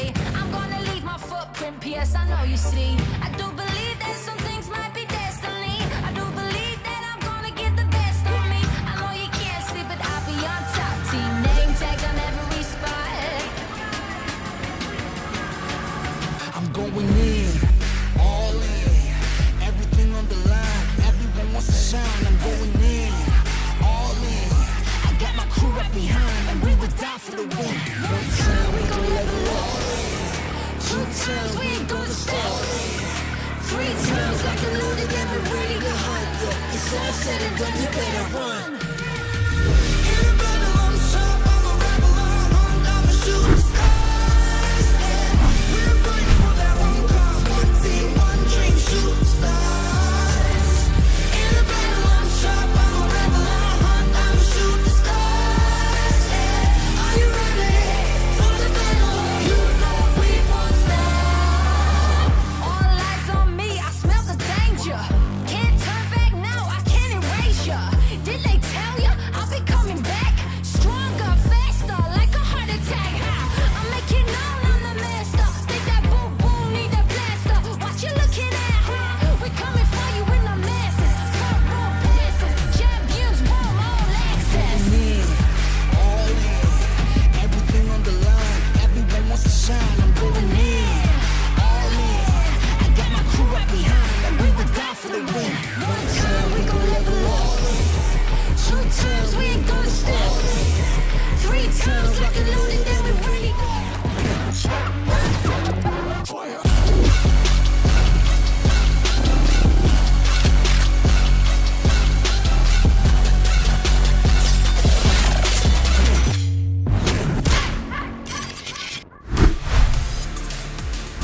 The arena of Bermuda is big enough to hold 11 teams, but is it strong enough to handle the heat from E-Arena, currently topping the leaderboards with not a single booyah to their name, but they've dominated both of the Bermuda maps, and this could just be the sweet spot. Third time's the charm, maybe a booyah for them. I'm the Mustachio, the one and only Husky right beside me, your casters for the day, and this is the final match for us, Husky. I'm dressed for E-Arena. I'm dressed in full red. This is my time, baby. I've dressed like this for the entire week 1, and E-Arena completely flopped.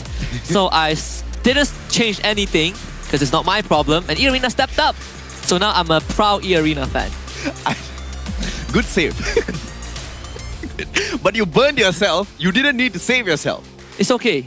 when nobody would have realized. It's fine. But it's all right. It's all right. It's all right. E-Arena, right? Once again, they didn't manage to get a single booyah in the day, but they've managed to get that #1 spot more than once through their phenomenal performance, constantly coming up second in terms of the placement.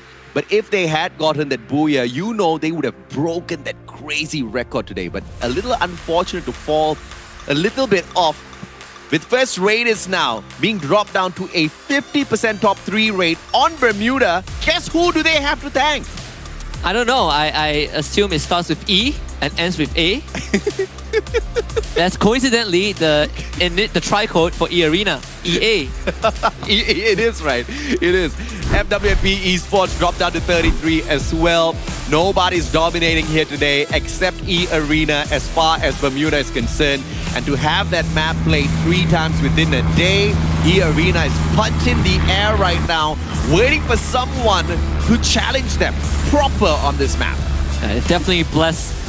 So see, they are making use of this so far. I think, my worries about E-Arena have finally been fluttered away. Yeah, I'm not worried anymore. But this flight path, almost similar to game 1. Graveyard. Will E-Arena chase after the high tail loser? They will. First Raiders too. Uh-oh. LGDS, are you gonna do it? No, don't do it. Don't do it. Okay. Hell no. Bullseyes for us. But it's going to be E-Arena up against First Raiders again. And if First Raiders goes down again, this is just going to be an absolute upset by E-Arena. Potato has the Falco, so he's going to touch down very fast. Shout Out already has a gun.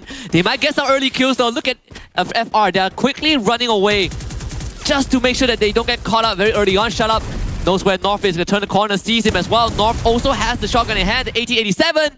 The glue wall protecting him, Shut Up, can't get the knock.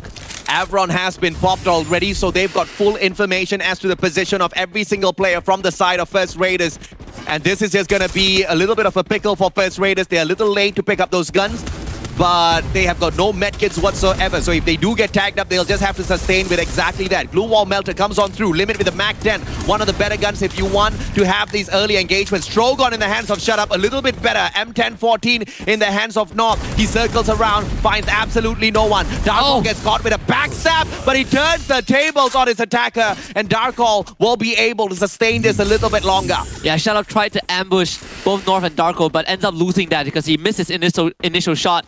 So very, very unfortunate for them, but E-Arena, they're locked in this battle. It is still very winnable for them, as you can see that E-Arena, they've taken decent ground. I believe August isn't around. He already left this area, so he can bring the rest of the team back if needed. Just leaving Potato and Limit to do as much damage as possible to the members of FR. Limit ends up going down. So August will most likely be the last man alive. Oh, third time's, I guess, not the charm, because they on Vasto Mundo, they want a party for the final round. Blazer 10 drops by, and that's the distraction for the players of E-Arena. They are keeping First Raiders Eclipse a little bit preoccupied. E-Arena with Protete can get the hell out of there, and he's doing exactly that. E-Arena, this is not over just yet. They scream at the First Raiders as they back away from this compound. And Shout Out got brought back as well, got revived, so E-Arena effectively have 3 members left. As First Raiders Eclipse, I believe, also were able to get out before they got wiped by Vasto Mundo. A series of events leaving both teams battered and bruised. And LGDS, they're on the other side. Yeah, LGDS, you better run. You don't want to face Vasto Mundo. Not in the form that they are in right now. First Raiders Eclipse will be able to bring Lozzie as well as North right back into play in the next couple of seconds, just right outside of Rimnam Village. And E-Arena revives Limit. That's the one player they needed. Like you said, 3 survivors earlier on. E-Arena almost got snuffed out. And this is one of those few rare moments where you just have to bow down to Vasto Mundo if you're an E-Arena fan. I love the move from Vasto Mundo, really taking advantage of these situations, right? If you can't beat them in a 4v4, you steal those kills, get as much points as possible. Alpha are going to split up a little bit. Gatao and Remind heading for the Arsenal. So kind of cover a lot more ground, but again, the same problem as we saw last time. Last time they played Purgatory, I believe, is that there's not much space to work around effectively. There's not much compound that they can hide in. But I have to say, big and mega mind kind of big brain plays out of Vasto Mundo. They saw 2 teams heading for that blue circle, and they played They bided their time. They went in, looted up their compound first. Everybody flies in towards the blue circle, anticipating a heavy gunfight between the two so that they can be the biggest winners. And guess what? They were absolutely right. Yeah, and you also have to give props to FR and E Arena, right, for disengaging. That could have gone way worse. Mundo showing up. Gonna take on Alpha this time. Luca will be playing that long range support alongside Blazer 10. Zara, the first point of contact from the side of Alpha. Only one team can get out of this. Instantly popping the spray out of Steffi, so that's gonna be blocking away all of the throwables, but Jazaria's just a little too quick with that click because no throwables were thrown whatsoever, no grenades, and now finally the flurry of grenades! It will tag Remind up just a tad bit, but Remind is super lucky. That was an ice grenade that was tossed right at him. Jazaria gets tagged up, Remind did manage to get picked as well, but now from the other side, Morph is just gonna be containing Alpha in here as Vasto Mundo finishes them off. This is a pincer that Alpha's not gonna love at all. Very rough spot for Alpha to be in. The clearest path forward is just to clear out Vasto Mundo and hold on to this compound so that Morph team can't damage you, but easier said than done. UAV even popped out, I believe, from the side of Morph team. The Arena also stopping by, actually flying past. You can see they dropped by at the arsenal, so a lot of equipment for them to go for. Some remnants from what Alpha got just now. Orgus and Shalab both show up, and Shalab actually won the fight in that house, I believe. Oh, Orgus is going to be in a pickle now. Two players from the side of Vasto Mundo surrounding him. Orgus, one quick ice grenade is going to get popped right beside him, forces him away from his defensive position. Blazer 10 secures the elimination. Protete from the back now. Luca, this is the moment where he can rise up to the occasion, and through the glue wall with the M82B, he does manage to track Protete. Luca. Limit is able to get some shots as well. Protete ends up going down. I think E Arena are left with just one guy as Limit, so he's going to fly all the way back out to Observatory. There's a vending machine right there. He can bring E Arena back again. I think Luca was running the Awakened Moko there. So the tag onto Protete, that was just basically the death marker on you, right? There's no way you get out of that. Laser 10 brings Crusher right back. Vasto Mundo's having a fantastic round. Cannot say the same for E Arena, who seems to be preyed upon by team after team. Yeah, they lost the early fight against the North, and Vasto Mundo shows up. Vasto, well, not Vasto Mundo, Team Flash. Now having LGDS in their sights, and LGDS, they know about this, but it's not an easy fight for them. Tagged up Bloody. Can't see that. He did get shot at. M82. I mean, hands down, think the M82B is the best sniper in the game. You pack that up along with so much of this information collecting active and passive skills. Out in the open, you have got no defenses against a sniper with the M82. Oh yes. Limit is going to cross all the way down south to Rimnam Village just so he could revive his team. So E Arena effectively having this is the slowest round that they played. Imagine Iris packed together with Raphael packed together with an Awakened Moko. Dude, you are not gonna be able to run away at all. And Maro, penetration is good. Yeah, and Maro as well. That's I think the best sniper combo that I just have not seen yet. Nobody's taking the risk with the Iris active, but I think it's just a matter of time before someone starts to abuse that. Jonah, M1887 in hand. Alif just taking his chances here. Team Farang right behind. But Jonah, the absolute specialist in 1v3, 1v4s, hasn't gone in for his move just yet. Spots out that player, finally steps on in 1v2. Goes in for the pop, but a good glue wall gets erected. Get high right behind it as well. Cannot back Jonah up just yet. Two players from the side of Farang tries to get at him. Get high, finds Alif. And Moshi from the back. Jembal drops Get High, but already drops by and says hello to Jespu alongside Jembal. Evos Phoenix eating up Farang.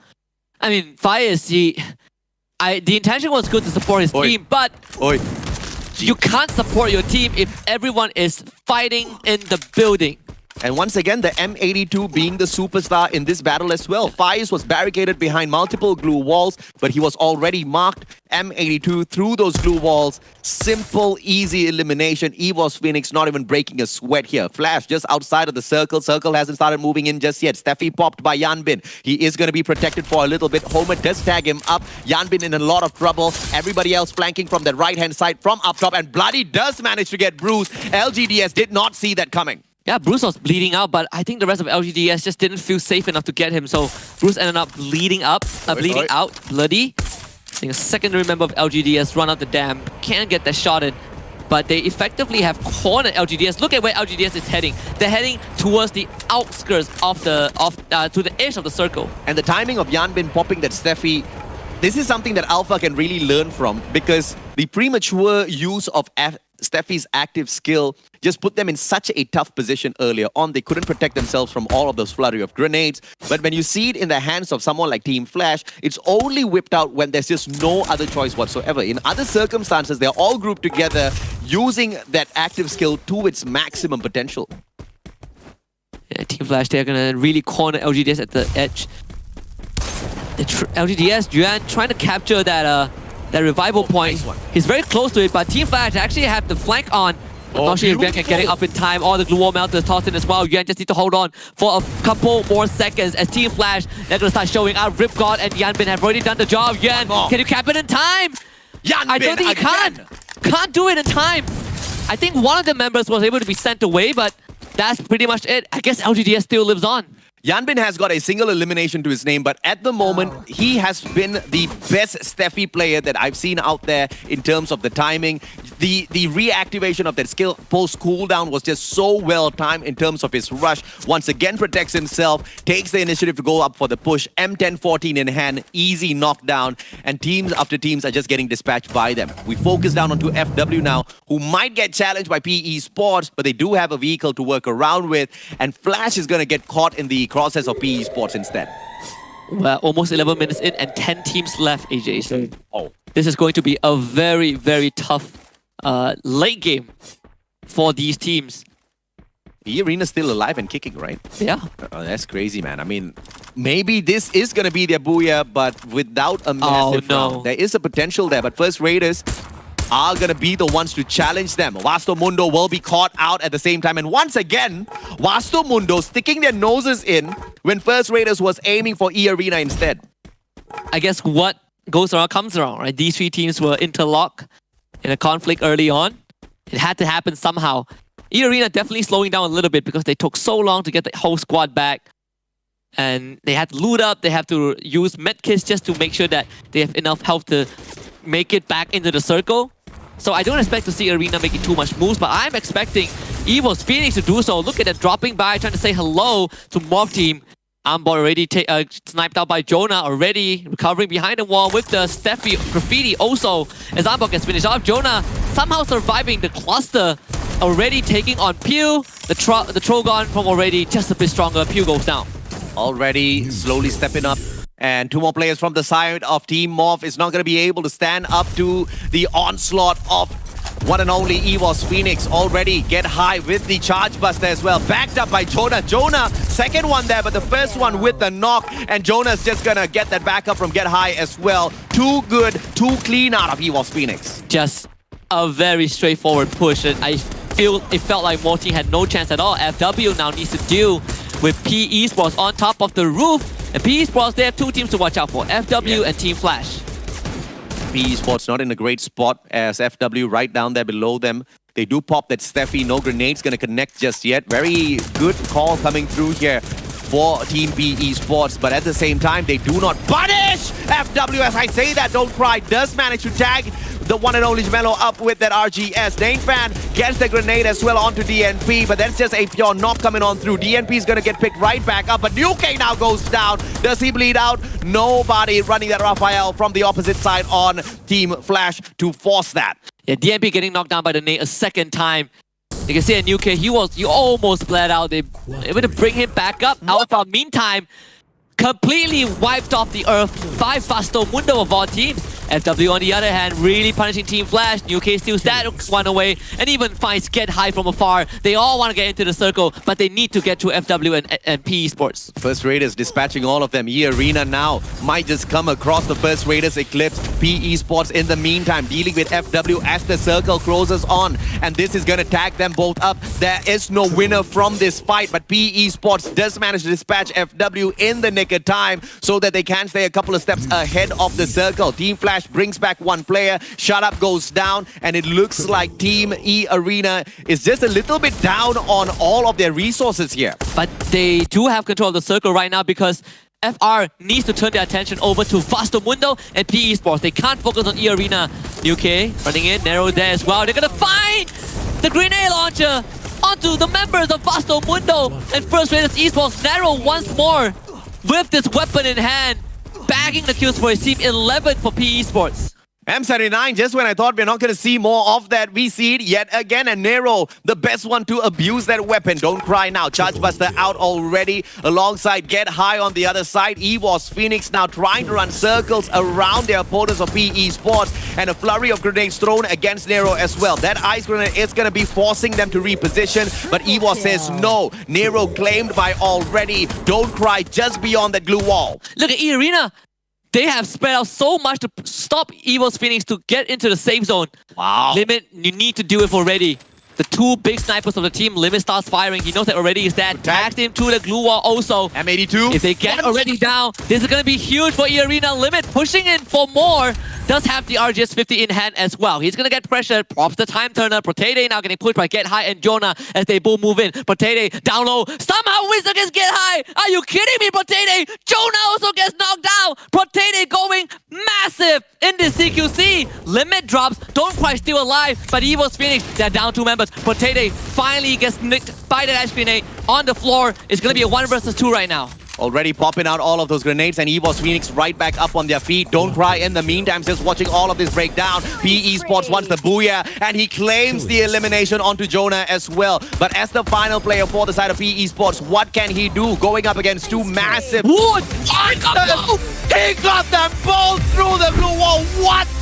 The Woodpecker manages to secure the absolute craziest elimination onto the 2-time world champs. That is the best clutch I've ever seen. Look at the pop-up on PE Sports. They knew that they have done virtually the impossible towards the very end. And remember, they were the one who had to push away FW. They ran into FR. They dealt with Vasto Mundo, but they were down to 1 man. While EVOS Phoenix was busy dealing with E Arena, they came out and did that. Unbelievable. PE Sports secures yet another booyah. 4 in total of the group stage. And what a way to get that done. Fantastic final play out of the team. I'm speechless. Wow. That was definitely one of the highlights. If we have seen the top 10 plays, you know, Arena does, we do have, with the help of Arena and production, top 10 plays of the week. That is going in for sure. And that's back-to-back booyah for PE Sports, both on Bermuda. Again, right, this is the performance that we saw from them at the start of the group stage, but they have turned it up a notch. I mean, you can see how much that meant to PE Sports at the very end. Yeah, I mean, dude, the guy was almost in tears already, and this is towards the end of the game, and we still had 8 teams, high and mighty. I believe this was like the 4th circle in. And as all of that was breaking down, Vasto Mundo eliminated. Don't Cry, final shot, eliminates Jonah. Already just backing up with Moshi, and he just takes both of them out of the equation. Already just could not pick them up in time. Back to back as well. You know, he had no glue walls. He's losing health. You had to land 2 shots back to back. And he did that. My goodness.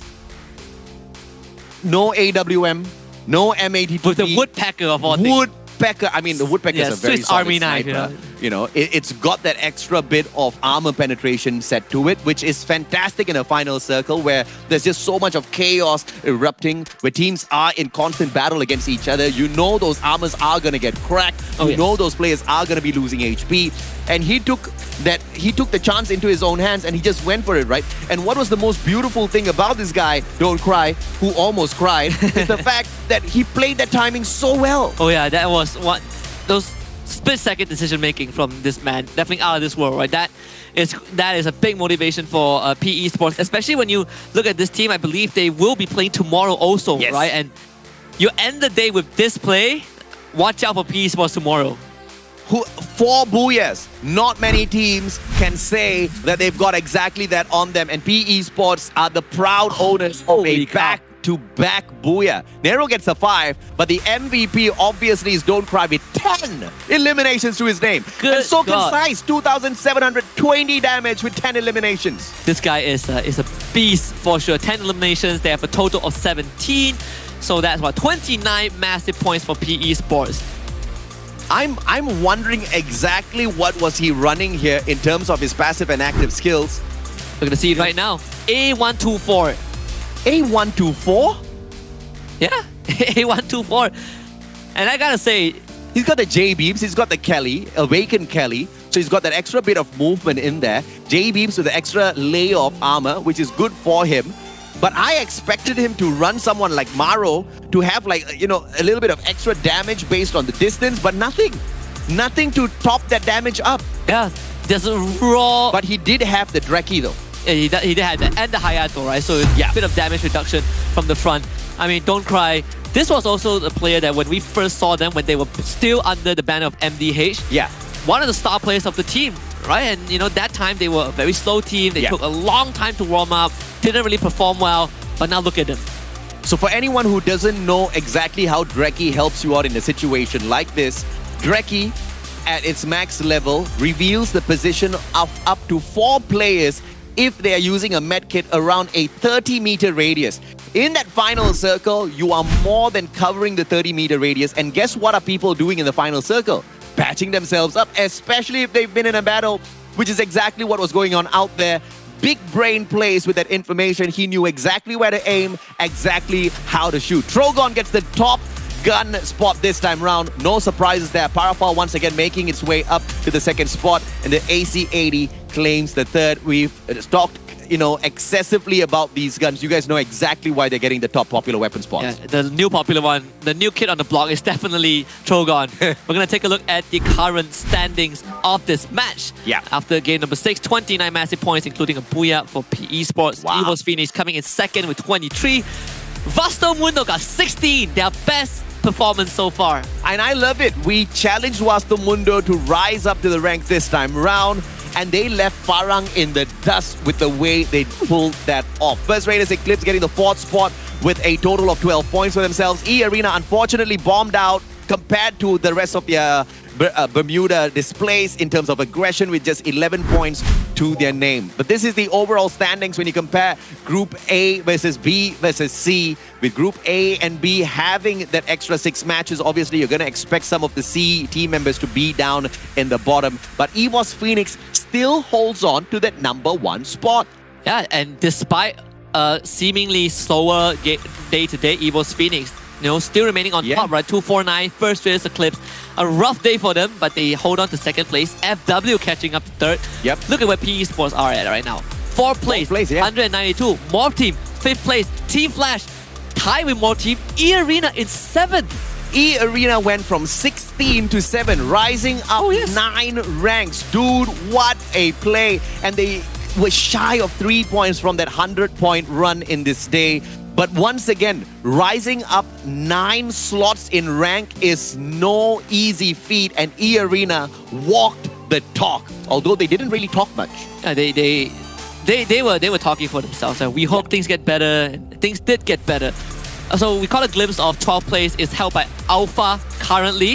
It was held by Alpha and 120 something points. Yeah. So that is the mark to beat, right? For teams like LGDS, for teams like Vasto Mundo. Yeah. Vasto Mundo finally broke away from 17. They're in 15th spot right now. And honestly, 1-2 good rounds could send them into the 12th spot. Yes. So Vasto Mundo, their run is not done just yet. It's not done just yet. We do have one more day of play as far as Group B and A is concerned. So Vasto Mundo surely has another shot, but that's only in 6 rounds. But it's great to see the fact that they've already risen up to the occasion in week 2, showing us that they can show a little bit more aggression out there on the battlefield. We saw a little bit more initiative, and not just Vasto Mundo. Team Alpha was showing so much more initiative this time around. Oh yeah. The only 2 teams I have a complaint about, surprisingly, is actually LGDS, which kind of went back to their old ways a tad bit, and Farang, who just did not show up.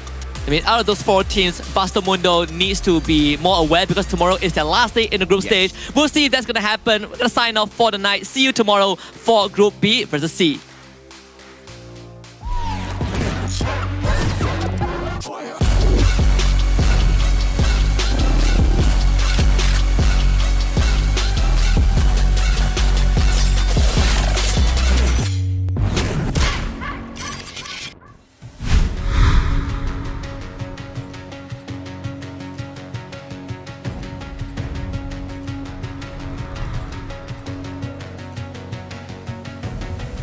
There's something in these eyes. There's a storm.